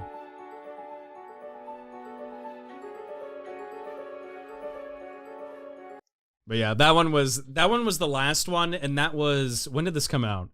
This was 5 years ago. So yeah. We used to make them like every single year. We would make like a new one. And so it's been 5 years. I'm interested to see how the old news Yu-Gi-Oh one will do. But yeah, that'll be like next year, like around maybe early or like mid next year by the time we release it. Maybe we'll get Baikel in on one of the fights, or Ditto. You know, we'll put like a hard cam over Ditto's face. It'll be fine, you know. But yeah, that one's like almost done. I just need to get a couple of scenes recorded, and it's pretty much good. I heard my name. Yeah, don't worry about it. Don't worry about it. No worries at all. But you know, I suppose that's where we'll call things. I wanted to say once more, thank you so much. Ooh, hold on. Webcam. There we go. Thank you so much for a wonderful, and I mean like wonderful 10 years. Like I said, we started off just trying to put smiles on people's faces. And we've gone through a lot of different iterations of content. At the end of this year, we're going to be releasing Mart's Dungeon for the audiobook, and I'm really excited about that. And I'm so proud to be able to call each and every single one of you my friends.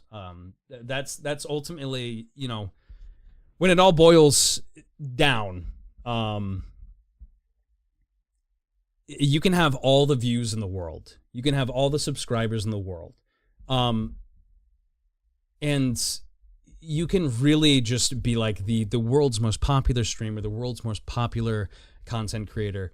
But what I've done and what I've gotten to experience, it really does just trump all of that, right? And it took me a long time to understand that. It took me a long time to understand that there is kind of a bigger purpose to the entire picture of live streaming and content creation in general. Obviously, I still want to do my best. I want to be, you know, reaching as many people and making as many people, you know, happy and entertained as humanly possible. And just spreading my creative, you know, artistic vision in whatever like facet it might be in, whether it's old news or, you know, Mart's Dungeon. But like at the end of the day, I've already gotten everything that I need right here in this chat, right here in this live stream. You guys are a prime example of what makes a streamer successful. It comes down just right to here at the end of the day. Do you feel like you've made an impact? Do you feel like you've made a mark in other people's lives? And have they made a mark in your own life? And very easily, I can say it with the utmost of confidence. Yes. You guys have all blessed me with so many years of happiness and support. And like, we're just getting started. We're just getting started. Like, there's so much more from here on out. And you know, I hope I'm able to just do that a little bit for you too. I'm hoping at the end of the day, I can just put like one smile on one person's face at the very least, and you know, just be your streamer. So, thank you so much. I really appreciate it. This was a great night, and you know, after a very long day of work today, it was crazy busy. And I was so tired, but I was so excited for tonight. And it was just as spectacular and as wonderful as I was hoping it would be. Thank you guys for believing in me. Thank you for being my friend. And thank you for everything that you do. Remember that we only walk this earth for so many years, and we're only able to do so much during that time. Make the time that you have spectacular, because every single one of you have something so spectacular about you. And you've shown me personally every single day. Let everybody else see it. Follow your dreams, don't give up, and do what you love. It's important, and you deserve it.